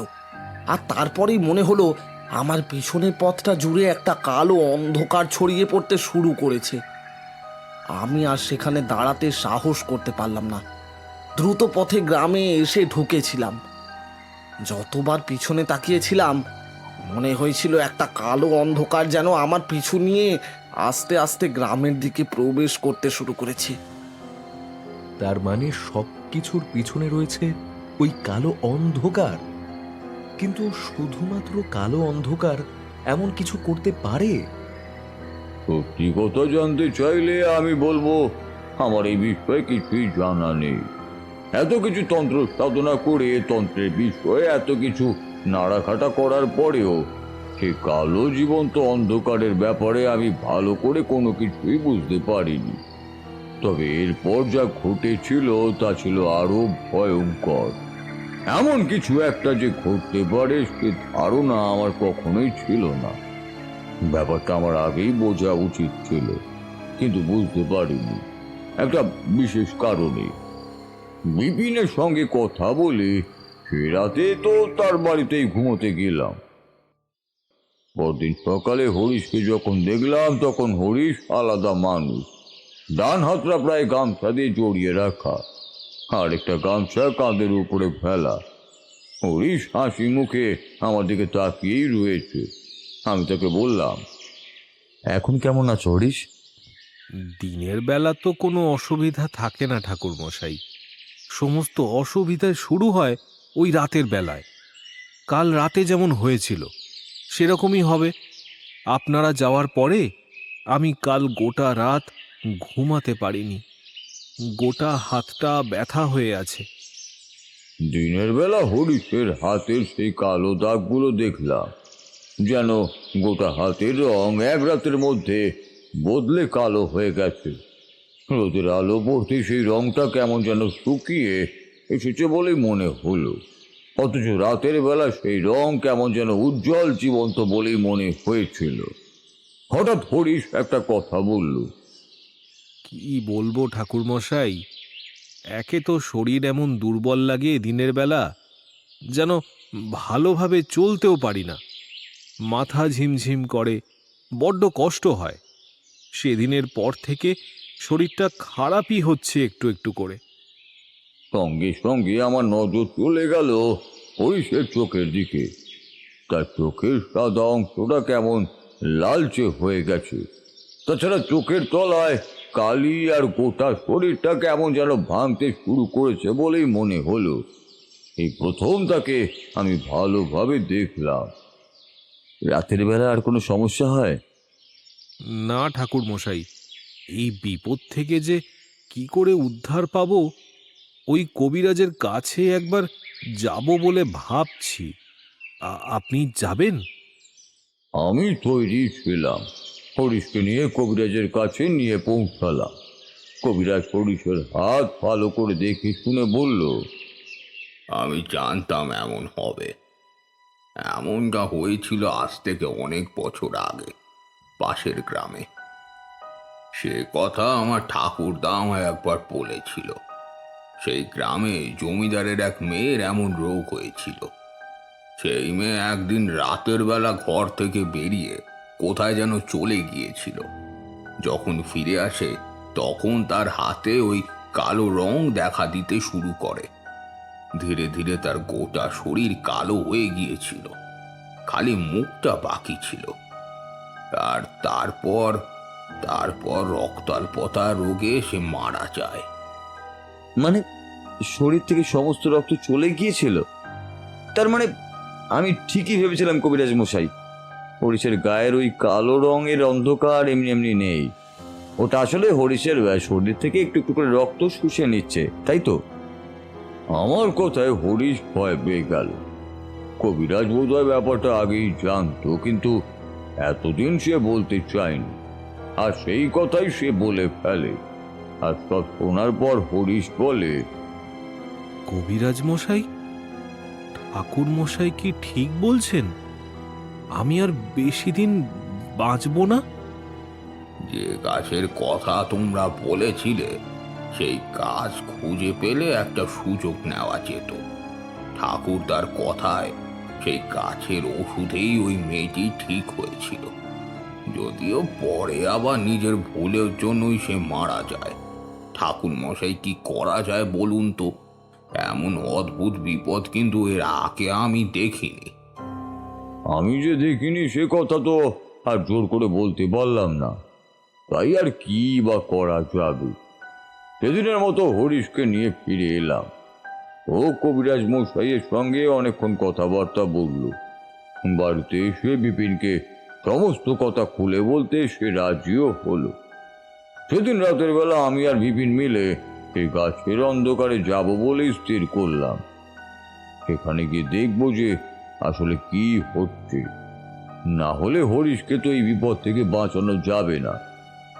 রাতের বেলা তো দিনের পরই আসবে, অন্ধকারকে এড়িয়ে চলবে কতদিনই। যখনই অন্ধকার হবে তখনই সমস্যা শুরু হবে। সেই মতো সেদিন রাতের বেলা বিপিন আর আমি অন্ধকারে সেখান থেকে বেরিয়ে পড়লাম। গ্রামের শেষের দিকে সেই মাঠের মাঝের বড় রাস্তার পাশে থাকা গাছটার উদ্দেশ্যে। বাইরে বৃষ্টি নেমেছিল। আমি আর কিশোরী গল্প শোনায় এতই মগ্ন হয়ে পড়েছিলাম যে বৃষ্টির কথা মাথায় ছিল না। বৃষ্টির ছাট এসে ধাক্কা দিতে লাগলো আমাদের গায়ে। কিশোরী তন্ময় হয়ে শুনছিল। আমি বললাম, দেখুন, এই কবিরাজ মশাইয়ের কথায় কিন্তু সমস্ত ব্যাপারটা অন্যদিকে ঘুরে যাচ্ছে। অনেক বছর আগে কবিরাজ মশাইয়ের ঠাকুরদা যদি এমন কোনো রোগের চিকিৎসা করে থাকে তাহলে তো এটা রোগ, কিন্তু বিপিন কিংবা হরিশের কথায় সেই গাছের তলায় থাকা কোনো একটা অন্ধকার এসেছিল ওখানে। আমি আর বিপিন সন্ধ্যের একটু পরেই অন্ধকারে সেই গাছের থেকে একটু দূরে পথের এক পাশে গিয়ে অপেক্ষা করছিলাম। বিপিন বলতে লাগলো, ঠাকুর মশাই, আপনি অন্য জগতের কথায় বিশ্বাস করেন? বিপিন যে এই কথাটা বলবে তা আমি ভাবতে পারিনি। অশুভ ভূত প্রেত পিশাচের গল্প যখন ছিল না, তখনই আমার মনে হয়েছিল এই অন্ধকার আসলে আমাদের পৃথিবীর নয়, আমাদের পৃথিবীর সঙ্গে সমান্তরালে চলতে থাকা অন্য কোনো জগতের অন্ধকার। সেই অন্ধকার কোনোভাবে বিপিন হরিশকে পরজীবীর মতো আশ্রয় করেছে। সেই কথাটা এখন বিপিনের মুখে শুনতে কেমনই অবাক লাগলো। সেদিন আমার কিন্তু তেমনটাই মনে হয়েছিল। অন্ধকারটা বিদ্যুতের আলোতে হঠাৎ করে উধাও হয়ে গিয়েছিল ঠাকুর মশাই। তেমন যদি কিছু হয় তাহলে কি সত্যি সত্যি তার সঙ্গে আমরা লড়াই করতে পারবো? একবার আমাদের নিশ্চিত হতেই হবে বিপিন, আসলে ব্যাপারটা কোনো রোগ নাকি নাকি অন্য কোনো জগতের অন্ধকার, নাকি অন্য কিছু। কোনো কিছু না জানা পর্যন্ত আমরা কিন্তু কিছুই করতে পারবো না। বিপিন অপেক্ষা করছিল। একটু পরেই অন্ধকার আরো গভীর হতেই আমি আর বিপিন মিলে গ্রামের পথ ধরে সেই গাছের কাছাকাছি গিয়ে পৌঁছলাম। সেদিন আকাশে মেঘ রয়েছে, টিপ টিপ করে বৃষ্টিও হচ্ছিল বিকেলের দিকে। চারপাশটা বেশ অন্ধকার হয়ে রয়েছে। গাছের কাছে গিয়ে পৌঁছতেই একটা অদ্ভুত অনুভূতি হলো আমার। ফিস করে কারা যেন কথা বলছে গাছের তলায়। অনেক লোক একসাথে এক জায়গায় দাঁড়িয়ে আছে। এমন সময় হঠাৎ করে যদি সেখানে কেউ অপরিচিত এসে পড়ে, তাহলে যেমন সবাই পড়ে পড়ার সময় চিৎকার করে চেঁচামেচি করতে শুরু করে, সেরকমই ফিস ফিস করেই ওরা কথা বলছে। ঠিক তেমনটাই আমার মনে হলো। কেন জানি না মনে হলো যে আমাদের আশেপাশে কারা দৌড়াচ্ছে, আর তাদের দৌড়ানোর সময় ঠান্ডা বাতাসের ঝাপটা আমাদের গায়ে এসে লাগছে। কারা যেন বলছে, পালা পালা, আবার এসেছে ওরা, আবার চলে এসেছে ওরা। আবার চলে এসেছে ওরা। আমি অবাক হয়ে গেলাম। বিপিন পর্যন্ত ব্যাপারটা বুঝতে পেরে কেমন যেন ভয়ে কাঠের মতো হয়ে গেছে। আমাদের কাছে আলো ছিল, কিন্তু আমরা ইচ্ছে করি সেটা জ্বালাইনি।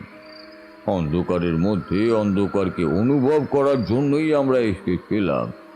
এবার বেশ বুঝতে পারলাম অন্ধকার হলো ওদের ঘর, অন্ধকারেই ওরা থাকে।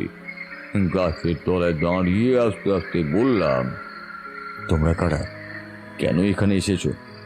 কেন তোমরা হরিশকে এমনভাবে শাস্তি দিচ্ছ? তোমরা কি চাও? কেউ কোনো কথা বলল না। বাতাসে সে ফিস ফিস শব্দটা তখন থেমে গেছে, যেন এতক্ষণ ধরে যারা এখানে ছিল তারা পিছনের দিকে কোথাও সরে গেছে। বিপিন তখনও ভয় ঠক ঠক করে কাঁপছে। আঙুল তুলে পিছনের দিকে দেখাতেই আমি সেই দিকে তাকালাম। অন্ধকারের মধ্যে আমার চোখ হয়ে গেছে ততক্ষণে। দেখি গাছটার ঠিক পিছনের দিকে যেন গাছের চেয়েও লম্বা কালো অন্ধকারের মতো কি যেন একটা উপরে উঠছে, যেন একসঙ্গে অন্ধকারের দল একসাথে জুড়ে জুড়ে সেই তাল গাছের মতো লম্বা ছায়া তৈরি করেছে। আমি সেদিকে তাকিয়ে মনে মনে চমকে উঠলাম। কালো ছায়া? কিন্তু গাছের পিছনে এত বড় কালো ছায়া কখন এলো ঠাকুরমশাই? এ কথা আমি জানি না। সে ছায়া বড়ই অদ্ভুত। সাধারণ ছায়ামূর্তি অনেক সহজেই দেখা যায়, কিন্তু সেই ছায়াকে অত সহজে দেখা গেল না। যেন আধারের মধ্যে আরো একটা আধার তৈরি হয়েছে। সেই আধার জীবন্ত। সঙ্গে সঙ্গে বিপিনকে খসখস শব্দে একটা দেশলাই কাঠি জ্বালাতে দেখতে পেলাম। দেশলাইয়ের আলোতে সেই কালো ছায়াগুলো কেমন যেন ছত্রভঙ্গ হয়ে যেতে লাগলো। হালকা হাওয়ায় সেই দেশলাই কাঠিটা নিভে যাওয়ার সঙ্গে সঙ্গে আমাদের চারপাশে ছড়িয়ে পড়তে লাগলো সেই ছায়া। বিপিন চিৎকার করে বলল, ঠাকুরমশাই, ঠাকুরমশাই, সেই দিনও ঠিক এমনটাই হয়েছিল। সেই দিনও ঠিক এমন দৃশ্যই আমি দেখেছিলাম। সেই কথাই আপনাকে বলেছিলাম, আপনি দয়া করে কিছু একটা করুন। প্রতিপক্ষ কে সেটা না বুঝে কিছুই করা সম্ভব নয় বিপিন। এখানে কারা রয়েছে তা তো আমি বুঝতেই পারছি না। আমি দেহ বন্ধন করেই এসেছি, তোমার কোনো চিন্তা নেই। তোমারও দেহ বন্ধন করাই আছে, কিন্তু ওদের সঙ্গে যোগাযোগ করতে না পারলে কিছুই বুঝতে পারবো না। একটু বড়ই বুঝতে পারলাম সেই কালো ছায়ার দল আস্তে আস্তে আমাদের ঘিরে ধরতে শুরু করেছে। বিপিন পালাবার চেষ্টা করছিল, কিন্তু অদৃশ্য কিছুতে ধাক্কা লেগে আবার ভিতরে ছিটকে পড়ল। এই মুহূর্তে আশেপাশের ফিসফিস শব্দটা যেন একটা হাসিতে পরিণত হলো। বুঝতে পারলাম এতক্ষণ ধরে যারা চঞ্চল হয়ে পড়েছিল তারা আমাদের ঘিরে ধরতে শুরু করেছে। বিপিন মিথ্যে বলেনি। এই অন্ধকার অন্য কোনো জগতের অন্ধকার। পৃথিবীর অন্ধকার এত গভীর কালো হতে পারে না। আমার গায়ের উপরে খানিকটা অন্ধকার ঠান্ডা ঢেলার মতো কি যেন এসে পড়ল, কিন্তু পড়ার সঙ্গে সঙ্গে সেটা পিচ্ছিল হয়ে গেল। বুঝতে পারলাম দেহ বন্ধন করা আছে বলেই কোনো কারণে ওই অন্ধকার আমার গায়ে ঢুকতে পারছে না। বিপিনের ক্ষেত্রেও তাই হলো। আমি বিপিনকে আবার আগুন জ্বালাতে বললাম। দেশলাই জ্বালাতেই সেই অন্ধকারটা সরে গেল খানিকটা পিছনের দিকে।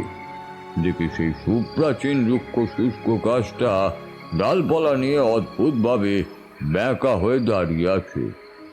অন্ধকারটা তখন পিছনের দিকে সরে গেছে, কিন্তু আলো দেখে সেই ছায়াগুলো যেন অপেক্ষা করছে আলো নেভার জন্য। বারবার ঠান্ডা বাতাস দিয়ে নেভানোর চেষ্টা করে চলেছে আলোটা, কিন্তু পারছে না। আর ঠিক তখনই সেই শুকনো গাছের নিচের দিকে আমার চোখ চলে গেল। সেই গাছের শিকড়গুলো যেখান থেকে শুরু হয়েছে ঠিক সেইখান থেকেই যেন দলা দলা কালো অন্ধকারের স্রোত বাইরে বেরিয়ে আসছে একটু একটু করে। এইবার বুঝতে পারলাম সব কিছুর উৎস হলো এই গাছ। কিন্তু এই রাতে কিছুই করা যাবে না, তাই নিচু স্বরে বিপিনকে বললাম, বিপিন, চলো, আমাদের ফিরতে হবে। আজ রাতে আর কিছুই করা হবে না। যা করতে হবে সব দিনের বেলায় আলোতেই করতে হবে। বিপিন ভয় হোক আর যেই কারণেই হোক আমার কথায় সম্মতি জানালো। আমরা গাছের তলা থেকে উঠে এলাম গ্রামের পথে। পিছনে সেই ছায়া ছায়া অন্ধকারের দল অনেকক্ষণ আমাদের পিছু পিছু এলো, কিন্তু তারা চট করে আমাদের কাছে পৌঁছাতে পারছে না। তাই খুব ধীরে ধীরে এগিয়ে আসছে আমাদের দিকে। আমরা দ্রুত পায়ে হেঁটে গ্রামের কাছে যখন পৌঁছলাম, মনে হলো সেই অন্ধকার অর্ধেক রাস্তা পর্যন্ত এসে ফিরে গেছে। পরদিন সকালে হরিশকে নিয়ে আবার কবিরাজের বাড়িতে গেলাম, আর সেখানে শুনতে পেলাম ওই গাছের কথা। গাছটা ওখানে কবে থেকে আছে সে কথা কেউ জানে না। অনেকে বলে যখন ওই রাস্তা তৈরি হয়নি, যখন এই গ্রাম তৈরি হয়নি, তার অনেক আগে থেকে ওই গাছটা ওখানেই রয়েছে। এমনকি পাশের গায়ে তখন জমিদারের বসতি ছিল, তখন থেকে এই গাছ এখানে। জমিদারের ব্যাপারে আপনি কিছু জানেন? মানে আপনার ঠাকুরদা তো কবিরাজ ছিল, নিশ্চয়ই জমিদার বাড়ির সঙ্গেও তার সম্পর্ক ভালোই ছিল। ঠাকুরদা জমিদার বাড়ির কবিরাজ ছিলেন। সমস্ত আপদে বাপদে তিনি ছুটে যেতেন। ঠাকুরদার কাছে ওই গাছের গল্প শুনেছিলাম। আসলে জমিদার সিংহ নারায়ণ ছিলেন তান্ত্রিক। তন্ত্র সাধনা করে অনেক কিছু জিনিস করতে পারতেন। অনেকে বলে তিনি অন্য জগতে প্রাণীদের সঙ্গে কথাও বলতে পারতেন। মাঝে মাঝে জমিদার সিংহ নারায়ণকে বেশ কিছুদিন তার মহলে পাওয়া যেত না। দোতলার একটা ঘর ছিল তার, গোপন ঘর। সেই ঘরে তিনি কখনো কাউকে ঢুকতে দিতেন না। যখনই তিনি উধাও হয়ে যেতেন, সকলে জানতো তিনি অন্য কোনো জগতে চলে গেছেন। আবার যখন ফিরে এসেছেন, তখন তার চেহারার মধ্যে অনেক পরিবর্তন হয়েছে। এমনিতেই শান্ত ছিলেন, প্রজাদের উপর কখনো কোনো জুলুম করতেন না। কিন্তু তার এই তান্ত্রিক স্বভাবের জন্য অনেকেই তাকে সমীহ করে চলতো এবং ভয়ও পেত। এসবের জন্যই এক সময়ে জমিদারি ধ্বংস হয়ে যায়। জমিদার সিংহ নারায়ণ যে কোথায় চলে গিয়েছিলেন সে কথা কেউ জানে না। তার প্রায় 50 বছর পরে এই গ্রামের পতন হয়। তবে পাশের গায়ের লোকেরা এখানে জমিদারের কথা মনে রেখেছে। আর ওই গাছ সেই জমিদারের আমল থেকে, অর্থাৎ আজ থেকে প্রায় 150 বছর কিংবা তার আগের থেকে ওখানে আছে সেই গাছ। একবার আমাদের গ্রামের একজন ওই গাছ কাটার চেষ্টা করেছিল শুকনো কাঠ আনার জন্য, কিন্তু গাছের গায়ে একটা কোপ মারার সঙ্গে সঙ্গেই ওই গাছ থেকে যেন রক্ত বেরোতে লাগলো গল গল করে। তারপর সেই লোকটির সাথে যা হয়েছিল কি বলবো আর। গলা থেকে রক্ত উঠে রক্ত বমি করতে করতে সেদিন রাতেই সে মারা যায়। কিন্তু ঠাকুরমশাই, ওই গাছের ব্যাপারে আপনি এত খোঁজ করছেন কেন? আমার মনে হয় ওই গাছটি হলো এই সমস্ত কিছুর উৎস। ওই গাছের মধ্যেই কোথাও না কোথাও এমন কোনো শক্তি আছে যার জন্য অন্য জগতের সেই অন্ধকার এই জগতে প্রবেশ করতে পারছে। এর আগেও হয়তো ওরা প্রবেশ করেছে, কিন্তু হরিশকে আক্রমণ করলো কেন সেটাই তো বুঝতে পারছি না। হরিশকে আক্রমণ করার পিছনে কারণ আছে। ওর রাশি হালকা। হরিশ যতই সাহসী হোক না কেন, তার মন সবসময় চঞ্চল। তাছাড়া হরিশের মধ্যে এক তান্ত্রিক সত্তা রয়েছে। হরিশের বাবা ছিল ভবঘুরে। সে অনেক সময় এদিক ওদিক ঘুরে অনেক কিছুই শিখেছিল। সেই কারণেই হোক কিংবা অন্য কোনো কারণেই হোক, ওই অন্ধকার জগতের অন্ধকার ছায়ার দল হরিশকে বেছে নিয়েছে তাদের জন্য। কিন্তু ওই গাছ কাটতে হবে আজই, এখনই। গ্রামের লোক নিয়ে শিগগিরই চলো, ওই গাছ কাটতে হবে। আমার সঙ্গে তোমরাও সবাই চলো। ওই গাছ না কাটলে এই বিপদ থেকে কিন্তু বাঁচা যাবে না, কারণ হরিশের পরে তারা তোমাদের মধ্যে যে কাউকে আবার বিপদে ফেলতে পারে। 4 জনে মিলে গ্রামের কিছু লোককে বুঝিয়ে সুঝিয়ে রাজি করালাম।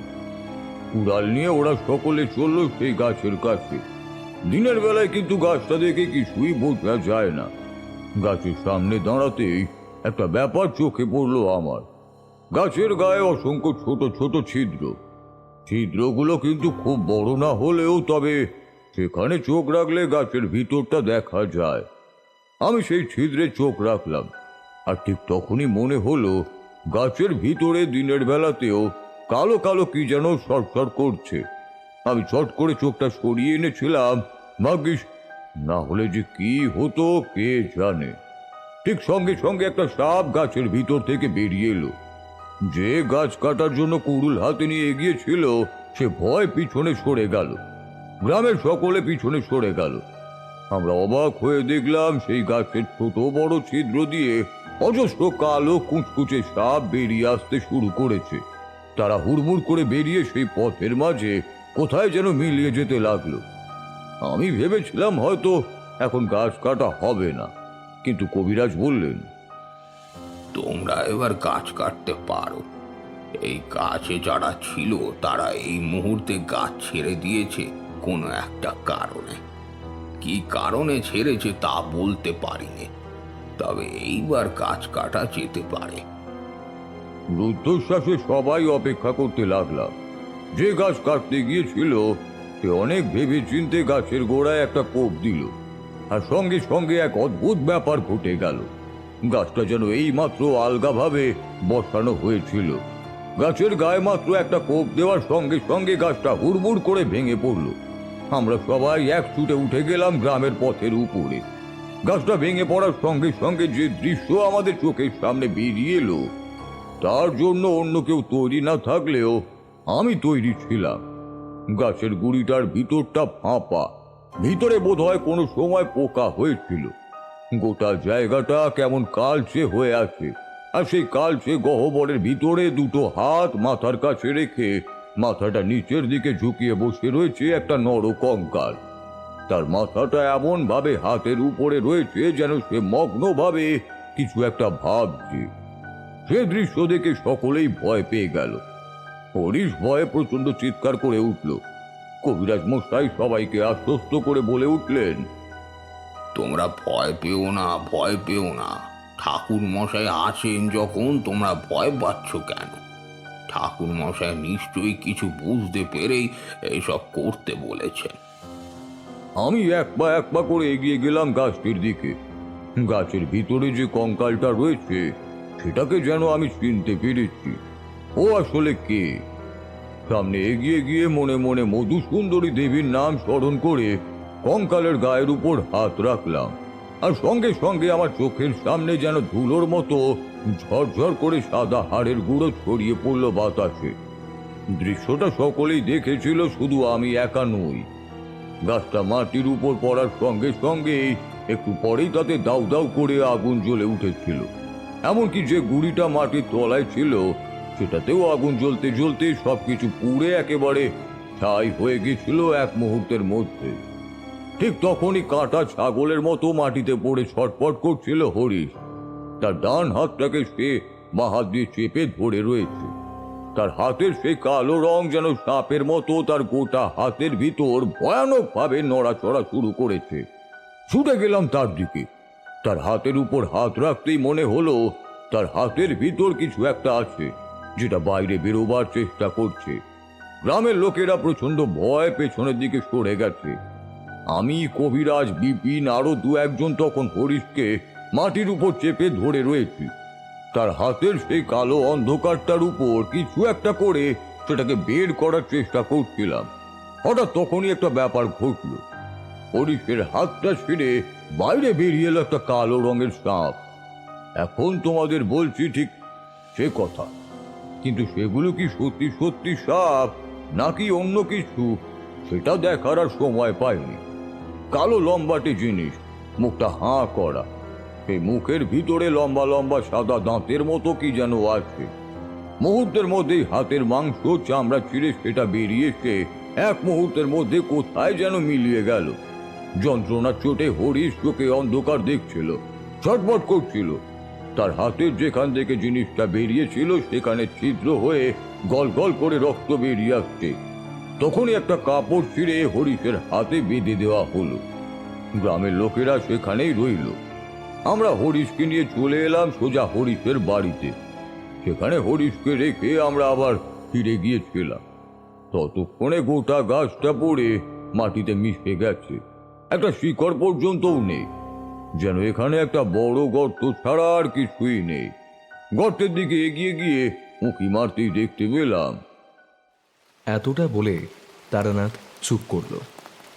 উদাস চোখে জানলা দিয়ে বাইরের দিকে তাকিয়ে রইল। হঠাৎ তারানাথ কথার খেই হারিয়ে বলল, সেদিন হরিশের শরীর থেকে অনেক রক্ত বেরিয়েছিল।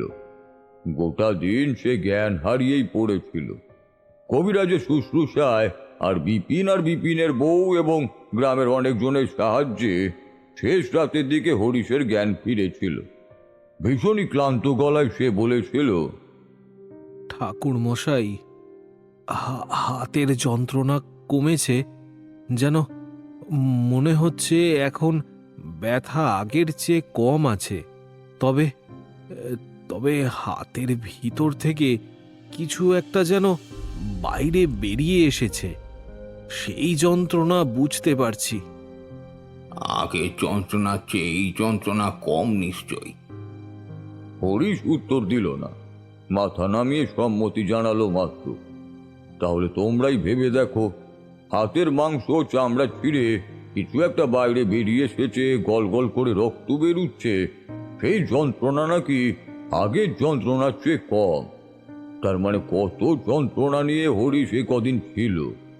মাথার মধ্যে অনেক প্রশ্ন ছিল তখন, কিন্তু করতে পারলুম না। 2 দিন এইভাবেই কেটে গেল। 3য় দিনে আমি আর বিপিন ঘুরতে ঘুরতে সেইখানে এসে পড়েছি। দেখি যেখানে গর্ত ছিল সেই গোটা জায়গাটার মাটি সমান হয়ে গেছে, যেন কেউ মাটি দিয়ে ভরে দিয়েছে গর্তটা। বিপিনকে প্রশ্ন করতেই সে বলল, হতেই পারে না, এইখানে গ্রামের লোক কেন আসবে? তাছাড়া অকারণে কেউ অত বড় গর্তটাকে মাটি দিয়ে ভরবে না। আপনি তো দেখেছিলেন ঠাকুরমশাই, কত বড় গর্ত। কত বড় গর্ত ছিল? সেদিন গাছের শিকড়গুলো আগুনে পুড়ে যাওয়ার পর সেই গর্তের ভিতর দিকে তাকিয়ে দেখেছিলাম। সূর্যের আলো সেই গর্তের ভিতরে প্রবেশ করতে পারে না, অথচ 2 দিনের মাথায় সেই গর্ত বুঝে মাটি সমান হয়ে গেল। যাই হোক, আমি বললাম, তোমাদের এই গ্রামে যা হয়েছে তার সবকিছুই যে অদ্ভুত অলৌকিক সেটা বুঝতে পারছি। তোমার কথাই ঠিক বিপিন, ওই অন্ধকার আমাদের জগতের নয়, অন্য কোনো জগৎ থেকে ওই গাছকে মাধ্যম করে কেউ এসেছিল, আবার সে বা তারা ফিরে গেছে। কিন্তু ওরা হরিশকে কেন ধরতে গেল সেটা বুঝতে পারছি না। এত বছর আগে জমিদারের মেয়েকে ধরেছিল। কবিরাজ মশাই তো একটা কথা বলে দিলেন, কিন্তু আমার যেন মনে হচ্ছিল সত্যি সত্যি সে কথা সত্যি নয় ঠাকুরমশাই। হরিশের রাশি হালকা বলে সেই অন্ধকারে তাকে ধরল, এটা ঠিক না। এর নিশ্চয়ই অন্য কোনো কারণ আছে। অন্য কি কারণ আছে তার জানা হলো না। সেদিন হরিশ সামান্য সুস্থ হয়েছিল। কবিরাজ মশাইও এসেছেন। হরিশের ঘরের বিছানার একপাশে আমরা সবাই বসে আছি। বিপিনের বউ আমাদের রান্না বান্নার ব্যবস্থা করেছিল এই কয়েকদিন। তখন সবাই রাতের খাবার খেতে যাব, এমন সময় কবিরাজ বললেন, ঠাকুর মশাই, ওই অন্ধকারের ব্যাপারে সামান্য কিছু কথা জানতে পেরেছি। পাশের গ্রামের অতি প্রবীণ মানুষদের সঙ্গে কথা বলে জানা গেছে ওই অন্ধকার আসলে অন্য জগতের। আপনি ঠিকই বলেছিলেন, জমিদার সিংহনারায়ণ তন্ত্রচর্চার মাধ্যমে এক ক্ষমতা লাভ করেছিলেন।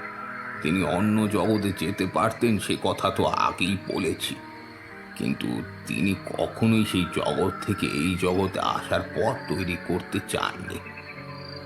যে কোনোভাবেই হোক সেই পথ তৈরি হয়ে যাওয়ার পরে প্রথমেই তার মেয়ের উপরে সেই অন্ধকার আক্রমণ করে। তারপরে তিনি অনেক কষ্ট করে সেই পথ বন্ধ করে দিয়েছিলেন। তার মেয়েকেও বাঁচিয়েছিলেন, কিন্তু পরে তার মেয়ে মারা যায়। তারপরে জমিদার সিংহনারায়ণ মানসিকভাবে অসুস্থ হয়ে যায়। এরপরেই তার জমিদারি ভাঙতে শুরু করে। তারপর একদিন তিনি উধাও হয়ে যান। তিনি কোথায় ছিলেন এখন তো আমরা সবাই সেটা বুঝতে পারছি। গাছের কোটরের ভিতরে যে নরকঙ্কাল আমরা দেখেছি, সেই নরকঙ্কাল আসলে জমিদার সিংহনারায়ণের। গাছের মধ্যে সে প্রবেশ করলো কি করে, এটাই অজানা রয়ে গেল। জানি না, অন্য জগতের সঙ্গে এই জগতের পথ যে ওই গাছটাই ছিল সেটা বুঝতে পারছি। হতে পারে বিশেষ বিশেষ কোনো সময় তারা এই জগতে প্রবেশ করে এই গাছেরই আশেপাশেই থাকতো। কোনো সঠিক শিকার না পাওয়ায় তারা এতদিন কিছুই করেনি। হরিশকে তারা আক্রমণ করেছিল সে কথা ঠিক, কিন্তু তারা সেই সময় গ্রামের অন্য কাউকে পেলে তাকেও একইভাবে আক্রমণ করত। অর্থাৎ সেদিন উপযুক্ত সময় হরিশকে পাওয়ায় ওরা হরিশের মাধ্যমে এই গ্রামে নিজেদের আধিপত্য বিস্তার করতে চেয়েছিল। একদম ঠিক বলেছেন ঠাকুরমশাই, আমাকে ওরা ধরতে চেয়েছিল, কিন্তু গ্রামের মধ্যে প্রবেশ করেনি। যা হয়েছিল গ্রামের বাইরের পথেই হয়েছিল। ওদের চৌহদ্দি বোধহয় অত পর্যন্তই। সমস্ত বিপদ যখন কেটেই গেছে তখন আর এসব নিয়ে মাথা না ঘামানোই ভালো। ওই গাছ তো আর নেই, ওই গাছের চিহ্নও এখন নেই, গর্তটাও বুঝে গেছে। ওখানে কেউ দেখলে বুঝতেই পারবে না ওখানে এমন কোনো গাছ ছিল বলে। কিন্তু আশ্চর্যের কথা হলো, এতদিন ধরে সেই নরকঙ্কালটা এখানে ছিল অক্ষত অবস্থায়, কিন্তু আমি স্পর্শ করার সঙ্গে সঙ্গে সেটা গুঁড়ো গুঁড়ো হয়ে গেলই বা কী করে? আর গাছেই বা আগুন জ্বলল কী করে? আর ওই কালো সাপের মতো জিনিসগুলো, ওগুলো আসলে কি বলুন তো? জমির দিকে ছুটে গেলেও একটু পরেই সেগুলো উধাও হয়ে গিয়েছিল। তাও বুঝতে পারছেন না? এইসব ব্যাপারে যত কম জানা যাবে ততই ভালো, তাই না ঠাকুর মশাই? বিপদ যখন কেটে গেছে আর এইসব নিয়ে নাড়াচাড়া করে কোনো লাভ নেই। ঠাকুর মশাই, আপনি না থাকলে আমাদের গ্রামে যে কি বিপদ নামতো তা বুঝতেই পারছেন। ভাগ্যিস বিপিন আপনাকে এনেছিল, তাই তো আপনি আমাদের এই বিপদ থেকে উদ্ধার করলেন। যে ফলের কথা আপনি বলেছিলেন সেটা কি সত্যি সত্যি কাজ করতো কবিরাজ মশাই? জানি না, তবে একটা সুযোগ তো নিতেই পারতাম। যেদিন প্রথম আমার কাছে হরিশ এসেছিল সেদিন তার হাতের দিকে তাকিয়েই আমার মনে হয়েছিল ঠাকুরদার বলা সেই কথা। ঠাকুরদা বলেছিল আমায় অনেক কিছু। ঠাকুরদার সেই কথার মধ্যে একটা কথা ছিল, কবিরাজ মশাই আমায় সে কথা নিজের মতো করে বললেও আমি তোমাদের সে কথা আমার মতো করেই বলবো। কবিরাজ মশাইয়ের ঠাকুরদা অনেক কিছুই জানতেন। কবিরাজি ভেষজ ওষুধ ছাড়া তিনি তন্ত্র মাধ্যমে অনেক কিছু জানতে পারতেন। তিনি বলেছিলেন অনেক বছর পর ওই অন্ধকার আবার এই গ্রামে ফিরে আসবে। যে কোনো এক গ্রামে সে প্রবেশ করবেই। তখন ওই গাছ খুঁজে বার করতে হবে। একমাত্র ওই গাছ ছিল যেই গাছের ফল দিয়ে জমিদার সিংহনারায়ণ তার মেয়েকে বাঁচিয়েছিলেন। যদিও সে পরে মারা যায় নিজের ভুলে, তবু একমাত্র ওই গাছই ছিল যার মাধ্যমে ওই অন্ধকারকে আটকানো যেত। তাই কবিরাজ মশাই সেই গাছ খুঁজতে বলেছিলেন, কিন্তু হরিশ খুঁজে পায়নি। ওই গাছ যে কি গাছ, তার নাম কি, সে কথা কবিরাজ মশাই নিজেও ভালোভাবে জানতেন না। অথচ অন্য জগতের সেই অন্ধকারের প্রাণীদের সঙ্গে লড়াই করার জন্য আমাদের পৃথিবীর বুকের সামনে ছোট ছোট হলুদ ফলওয়ালা এক গাছ যে কতটা ক্ষমতা রাখে তা কবিরাজ মশাইয়ের কথায় সেদিন আমি বুঝতে পেরেছিলাম। তারপর কি হলো? এরপরে আরো দুটো অদ্ভুত ব্যাপার ঘটেছিল। সেই অদ্ভুত ব্যাপার দুটোর কোনো ব্যাখ্যা আমি আজ পর্যন্ত খুঁজে বার করতে পারিনি। আমাদের সকলের চোখের সামনে হরিশের হাত কেটে সেই কালো সাপের মতো জিনিসটা বাইরে বেরিয়েছিল।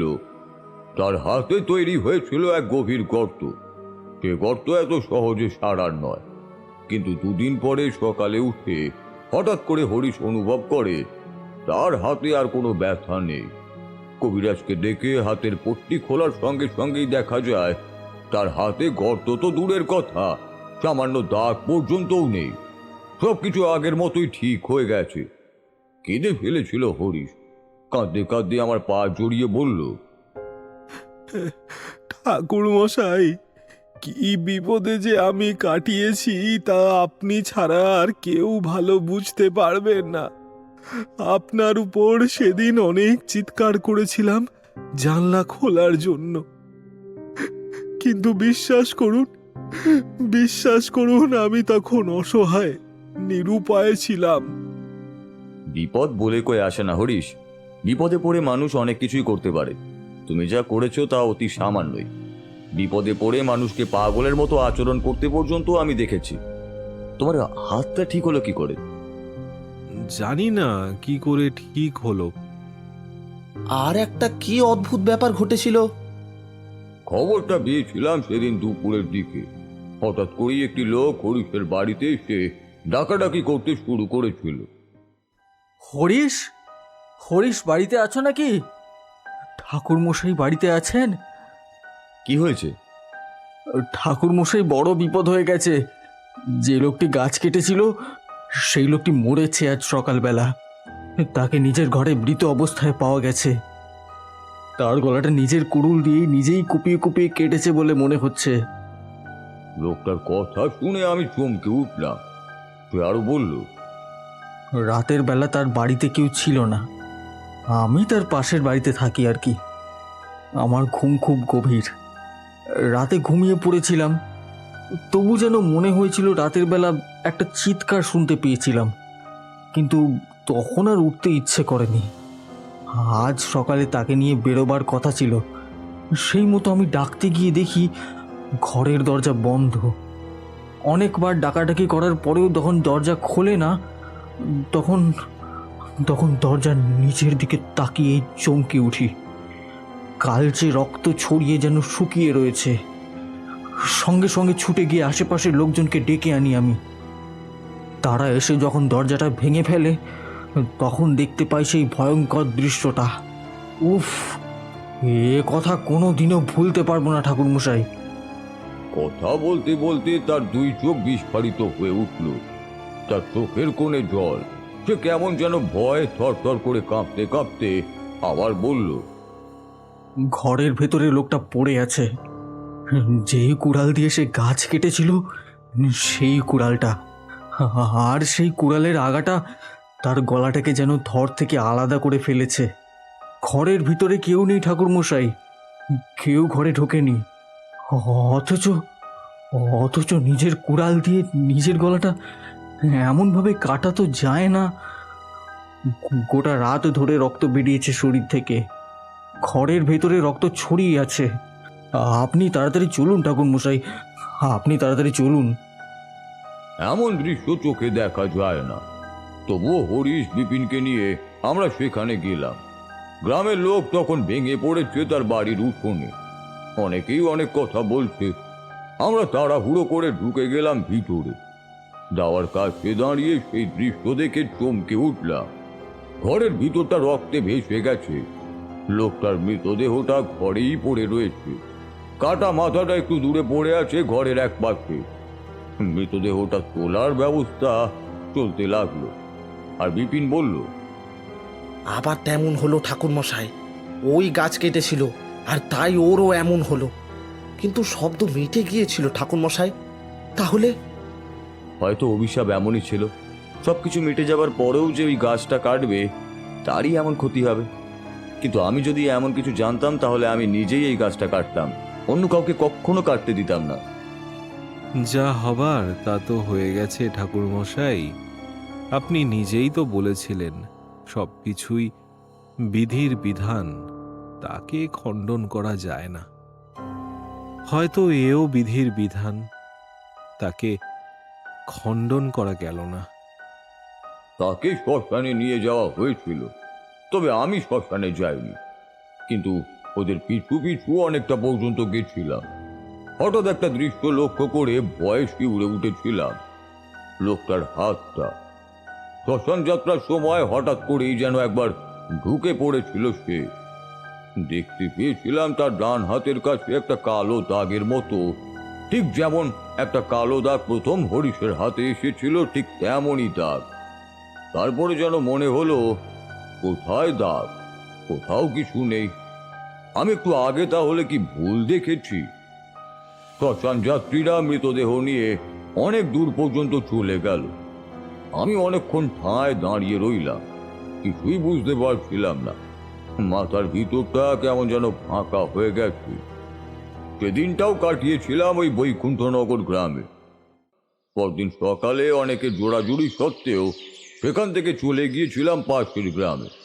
সেখানে গিয়ে জমিদার সিংহনারায়ণের ব্যাপারে অনেক খোঁজ খবর করেছিলাম, কিন্তু কবিরাজ মশাই যা বলেছিলেন তার চেয়ে বেশি কিছুই জানতে পারিনি। সে তান্ত্রিক ছিল আর এক সময় উধাও হয়ে যায়। এছাড়া আর বেশি কিছু আমার জানা হয়নি। তার মানে সেই অন্ধকার কি সত্যি সত্যি ওই গ্রাম থেকে চলে গিয়েছিল, নাকি আবার ফিরে এসেছিল? না হলে না হলে ওই লোকটিকে মারলো কে? আমার জানা নেই, তোমাদের তো আগেই বলেছি অনেক কিছুই আমার অজ্ঞাতেও ছিল। অনেক কিছু ব্যাখ্যা সেই গ্রামে আমি পাইনি। তারানাথ এক অদ্ভুত উদাসী দৃষ্টি নিয়ে তাকিয়ে রইল আমাদের দিকে। আমি আর কিশোরী উঠে পড়লাম। বৃষ্টি কমে এসেছে, এখনই বেরিয়ে যাওয়া দরকার। আরও দেরি করলে সমস্যা হতে পারে। উঠে দাঁড়িয়ে কিশোরী বলল, ঠাকুরমশাই, পরের রবিবার যেভাবেই হোক ওই লোকটিকে আপনার কাছে নিয়ে আসব। বিপদ যা হচ্ছে সেই বিপদ থেকে কিন্তু আপনাকে মুক্ত করতেই হবে ঠাকুরমশাই। সমস্যা রয়েছে ওই ঘরে। ওই ঘরে অশুভ কিছু প্রবেশ করেছে। ওই ঘর বদলে দিলেই সব কিছু ঠিক হয়ে যাবে। তুমি একটা কাজ করো, সেই লোকটির ঘরটা বদলে দাও। কয়েকদিন এই ঘরটা ফাঁকা করে রাখো। ওই লোকটিকে অন্য কারোর সঙ্গে মেষ বাড়িতে থাকতে বলো। আমার মনে হয় তাতেই সমস্যা অর্ধেক কমে যাবে। তারপর রবিবার আমার কাছে নিয়ে এসো তাকে, বুঝলে? সব কিছু বুঝে নিয়ে আমরা পথে নেমে পড়লাম। এরপরে আবার টিপ টিপ করে বৃষ্টি শুরু হয়েছিল।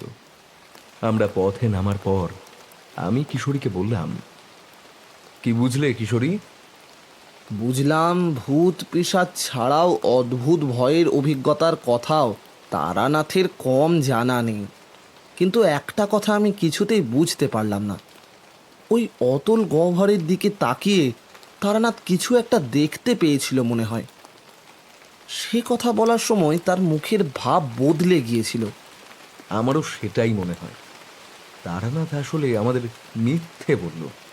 ওই গহ্বরে এমন কিছু একটা ছিল যেটা আমাদের বলতে চাইল না। এই প্রথম কিশোরীর আমার কথা একদম সহমত হলো। কি আর করা যাবে? স্বয়ং তারানাথ যখন সে কথা আমাদের বলতে চাইছে না, তার পিছনে নিশ্চয়ই কোনো কারণ আছে। কিন্তু আজকের গল্পটা যেন অসম্পূর্ণ হয়ে রইল। ওই কালো অন্ধকার আসলে কেন গ্রামে এসেছিল? ওই গাছের মধ্যে জমিদার সিংহ নারায়ণের নরকঙ্কাল কেন পাওয়া গেল? অনেক কিছুই জানা গেল না। আর সবচেয়ে বেশি অদ্ভুত ব্যাপার, ওই যে লোকটি কুড়াল দিয়ে গাছ কেটেছিল, তার মৃত্যু কিভাবে হলো? সে নিজেই নিজেকে খুন করেছিল, নাকি অন্য কোনো ব্যাপার আছে? কিন্তু তারানাথ নিজেই বলেছিল এ প্রশ্নের উত্তর তার কাছে নেই। তাহলে আর কি করে তাকে জিজ্ঞাসা করি? তবে কেন জানি না, হঠাৎ করে মনে হলো তারানাথ ইচ্ছে করেই প্রশ্নের উত্তরগুলো আমাদের দিল না। যাই হোক না কেন, আমরা হাঁটতে হাঁটতে এগিয়ে গেলাম ট্রাম রাস্তার দিকে। রাস্তায় ওঠার আগে ছোট গলি থেকে বেরোবার সময় একটা শুকিয়ে যাওয়া বড় গাছ চোখে পড়তেই সেদিকে তাকালাম। কেমন যেন মনে হলো তারানাথের গল্পে বর্ণিত সেই গাছের সঙ্গে এই গাছটার একটা মিল আছে। হঠাৎ একটা আশ্চর্য সত্যি কথা আবিষ্কার করতে পারলাম। আরে, গোটা গল্পে তারানাথ আমাদের একটা কথা বলেনি। ওই গাছটা আসলে কি গাছ ছিল সেটাই তো জানা হলো না। আকাশের অবস্থা খারাপ হওয়া শুরু হচ্ছে, তাই আর না দাঁড়িয়ে আমরা হুড়মুড় করে এগোতে লাগলাম ট্রাম রাস্তার দিকে।